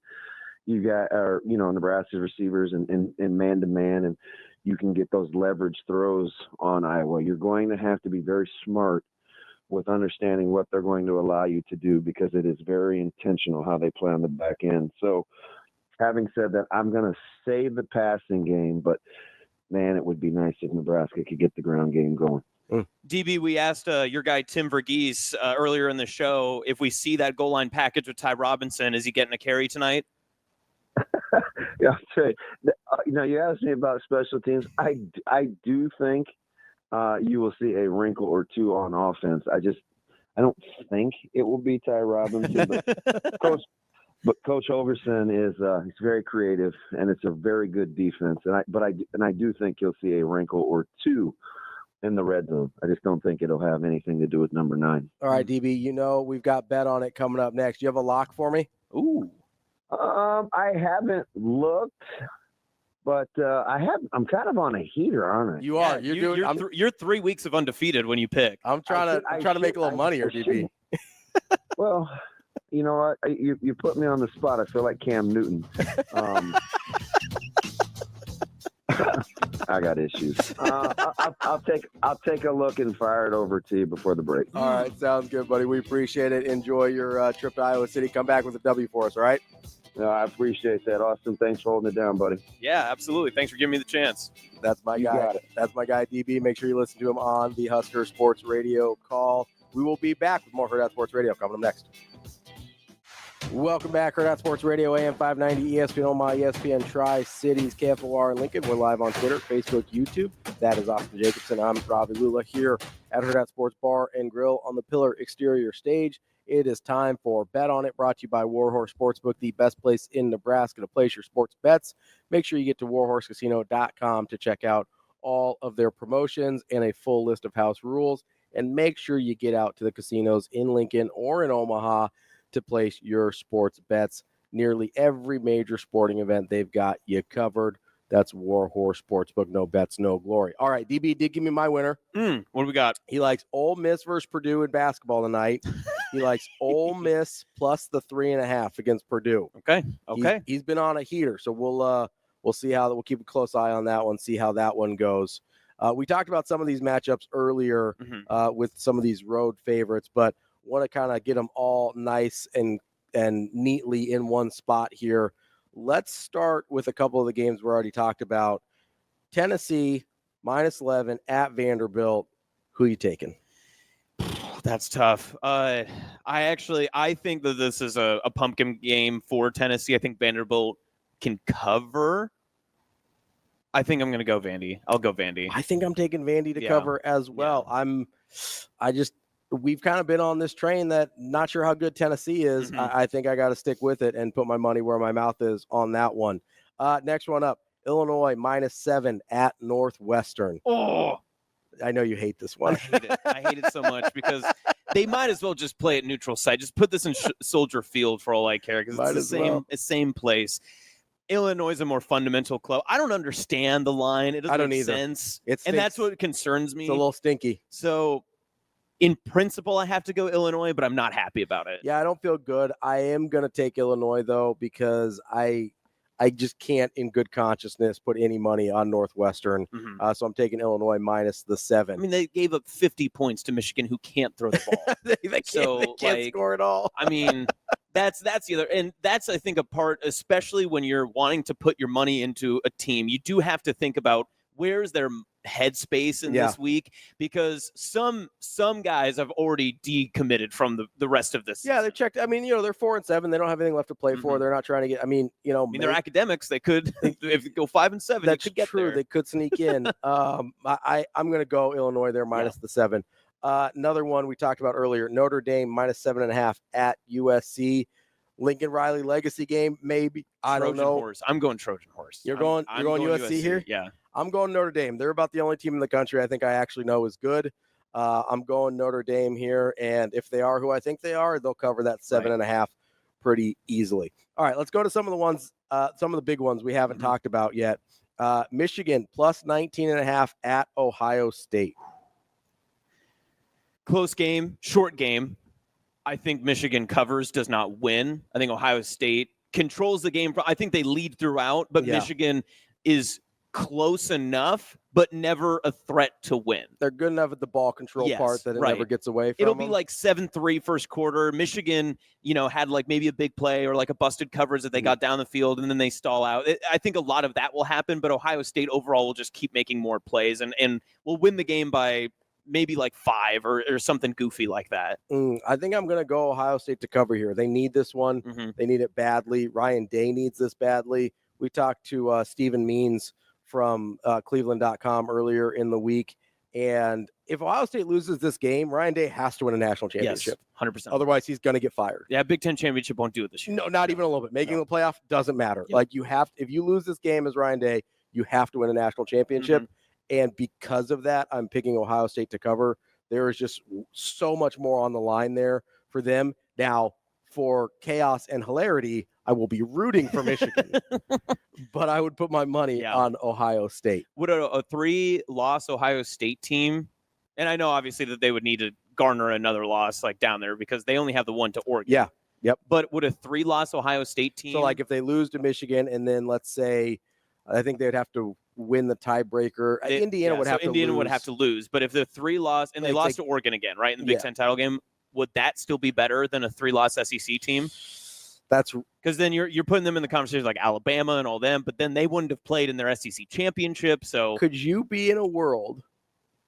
I don't think so, but could you be in a world where let's say Ohio State loses, Indiana loses.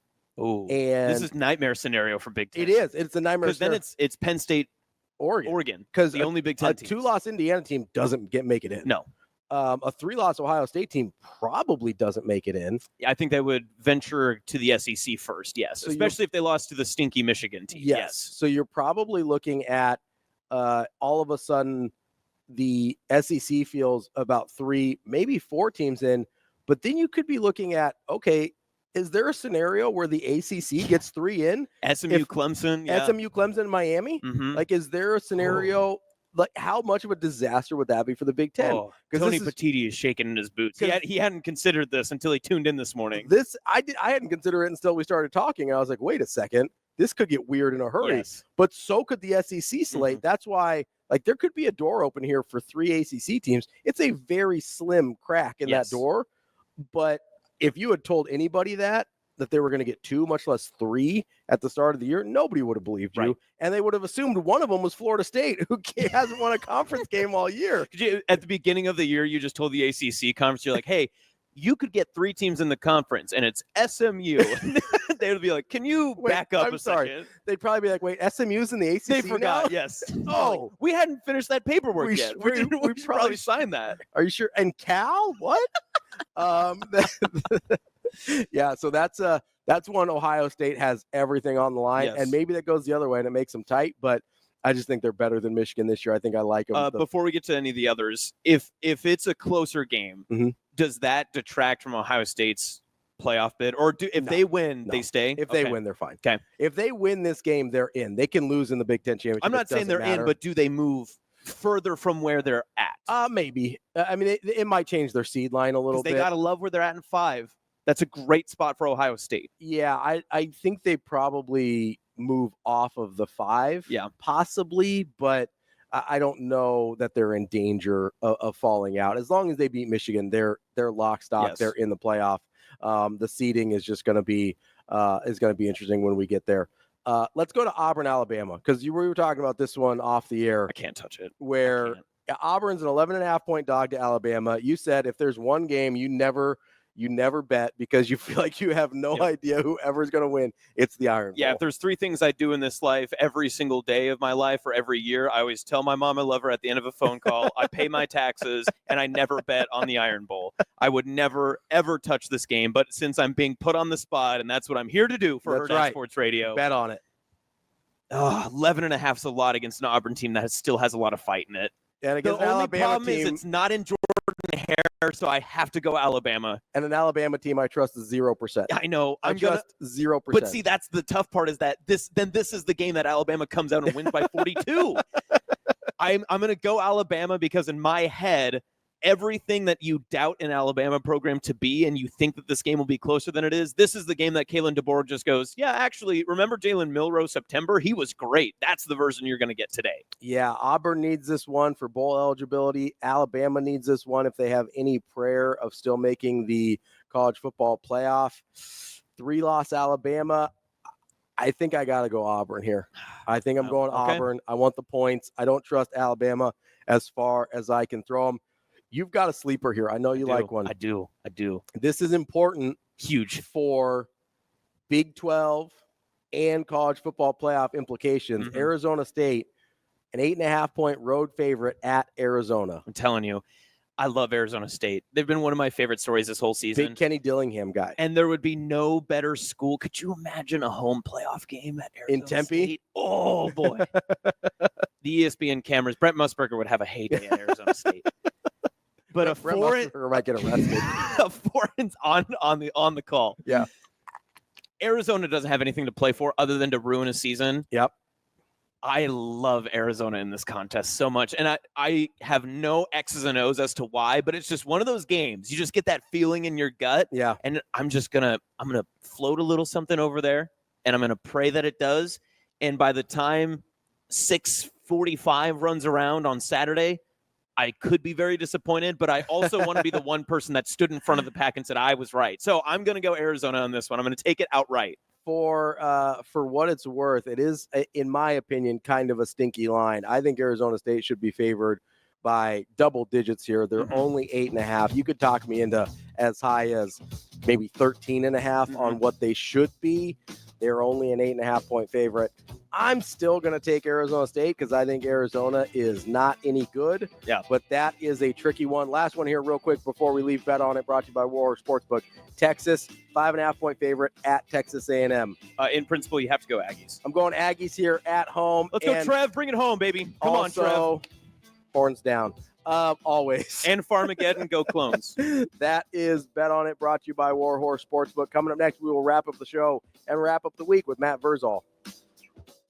Wrapping up the show here on a Friday with Austin Jacobsen. I'm Ravi Lulla on Hurrdat Sports Radio. We're joined now by our friend Matt Vrzal, former Husker, owner of Paisan's Pizzeria. What's up, Verz? Not much, Ravi. How are you today? Oh, we are doing all right. How was your Thanksgiving? It was good. It's a day off, so that's always nice. Got to hang out with the nephews and the family for a little bit and played some games, won some money, and what else could you ever ask for, right? What's on the menu at the Verz house for Thanksgiving? Well, we go out to the Butenbach Ranch. So my sister, she does a pretty good job. I wanted to try one of those. We smoked a ham and did the pulled ham, which was really good. Brother-in-law and sister kind of knocked the turkey out of the park this year. Sides, we did. We made Tiny's mac and cheese, which was delicious. You've watched it on the TikTok. That was fantastic. And then we got the solids that go through there, the old family staples. So, yeah, it's good. I respect it. We'd love to hear it, Verz. Glad you got to enjoy a day off. Wanted to ask you real quick about the Wisconsin game last week. I thought that was one of the better offensive line performances I'd seen from Nebraska in not just this year, but I thought in quite some time. Am I overestimating how they played because of the results, or were you kind of on the same page there? They strung 2 good games in a row. So, it's the nature of people. Now we're all going to wonder, why we had the previous offensive play caller. Why didn't we have this before? Because this is the way it could go. And the fellas have done well. They've rounded into some form, and it's great to see them do that because they've taken a lot of heat. Some have defended them, for other things that they think may have resulted from non-positive plays on offense. Others have blamed them for that. So it's good to see them get some comeuppance in it. For some Husker fans, they're going to be concerned about the cold in Iowa City today, but it shouldn't be a bad weather game by any means. But if you're a true road grader or a running team, the cold weather shouldn't affect you. You're probably excited about a game like this, right? Correct. Yeah, if you're worried about cold, you need to go play basketball or wrestle. This is what the game is. It's as we dive into this 12-team playoff. I think some of these SEC schools, which are great, but coming up north and playing in the cold, going to be different. And if you look at those NFL teams, Green Bay still plays outside. The Bears play outside. Like you got squad Northeast, all those teams all play outside. This is where it gets played. Football is an element sport, and welcome to the cold. If it bugs you, go play something else. Verz, I know we've talked before. I think it's been a couple years now, but about how much better an offensive line can look when everybody on the offense is kind of on the same page in terms of what's being called and what the strengths of that line are. Is that what you've seen kind of occur over the last few weeks for Nebraska, or is there something else you've been watching there? No, it's something. I mean, if you follow me on X, whatever, I just listen to Dan Campbell. Dan Campbell understands what teams are. Dan Campbell understands how to build organizations. Here's a quote: "To be able to do something that's greater than yourself, it takes everybody around you doing their job and doing it at a high level. You got to trust them. It's special. It's different. It's camaraderie to be the best and to be the best collectively. That's it. But we want to make things in these grandiose deals. I've said it for however long I've come on these shows. Until you care about your teammates' success more than your own, and until you do everything you can do to make sure your teammate is as successful or more successful than you, you won't win. You don't. If you're not in for the greater good, then don't. It ain't gonna work. And when you get guys to buy in and believe that, and that's not players, that's coaches, that's support staff, that's trainers, that's food people, the ones that feed you there at the training table. If everybody ain't going the same, there's a reason John Cook does what John Cook does, because they all believe it's for the greater good. That's what sports is about. And the quicker people realize that, Jimmy's and Joe's help. But if those Jimmys and Joes don't care about each other, it don't matter. Matt, how impactful is a short week for this week? There's been conversation about, not enough time to go out and celebrate and think about already getting your bowl win, your 6th win, and being a rivalry week. You have less time to prepare, but is there an advantage to it being a short week for Nebraska this week and hitting the road, and you get to stick together and kind of build that camaraderie like you were saying? Yeah, I think, sometimes we look for narratives, especially you guys. No offense in the media, you got to find something. Like you're playing. This is game 12.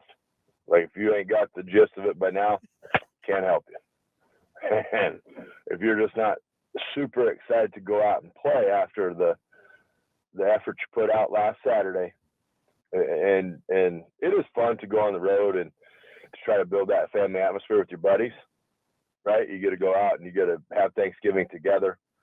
Some of the greatest times I've ever had were the Christmas dinners at bowl games and no curfew. So it's like, hey, we're going to do this, and then we're going to go make some mildly bad decisions, and we're going to hopefully nobody goes to jail. So it's a fun thing to just be out with your buddies, and you're away from everybody. You call your parents, you tell them you love them, happy Thanksgiving, but you got work to do, and you got to go get the work done.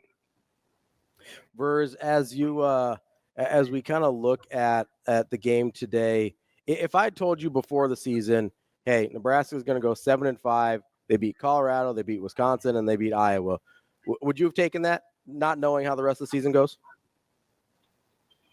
Yeah, I mean, it's good, but I mean, anything that results in those guys for wins, they just needed to win. Like there was far too much losing. Far too much what was appeared to be just like, hey, this is how it goes for us. Like changing your mind into we're winning every game we play, you have to win to do that. So it was just I don't care who the wins were against. I don't care what they look like. You just won.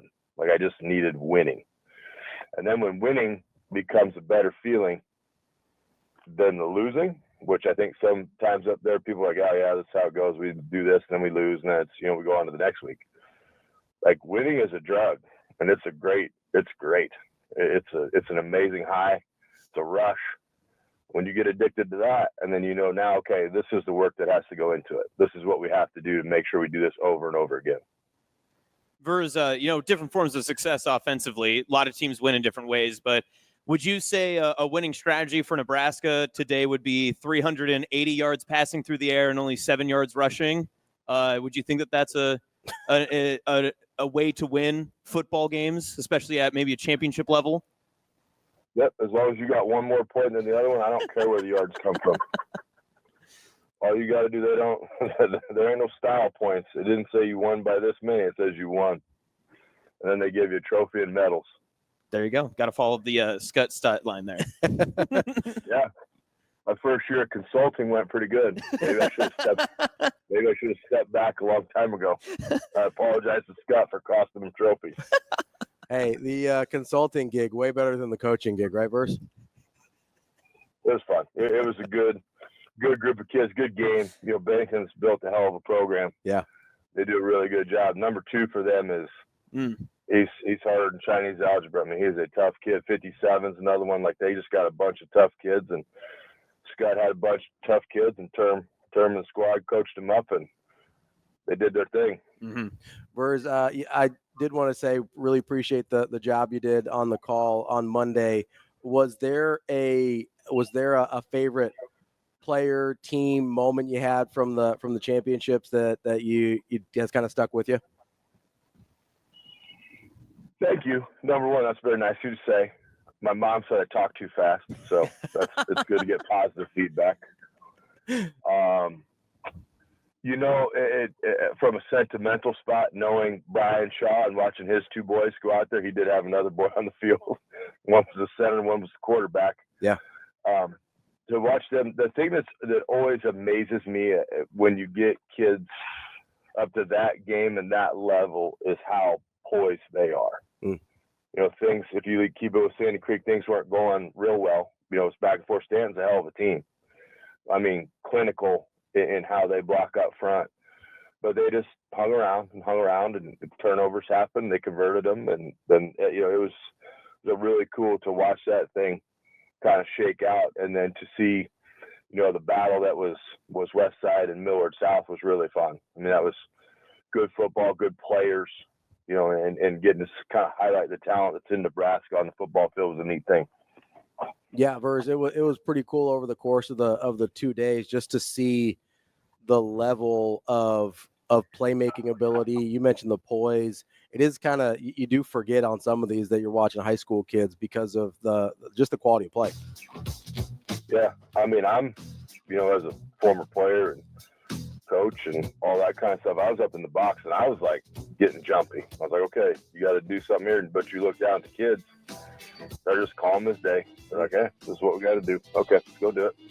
Get her done. And away they went. So it was cool. I look forward to it every year. It's a really fun day, and thanks to LP for dragging me along in my amateur play caller guy status. He's a good man. Verz, we appreciate the time as always. Hope you enjoyed the time with your family yesterday, and we'll talk to you again soon. Hi, boys. We'll be happy Thanksgiving. Thanks, Verz. That is Matt Vrzal, former Husker owner of Pioneer. That is the show for today. Thank you to Austin for filling in. Thank you to Sasha for saving our bacon this morning.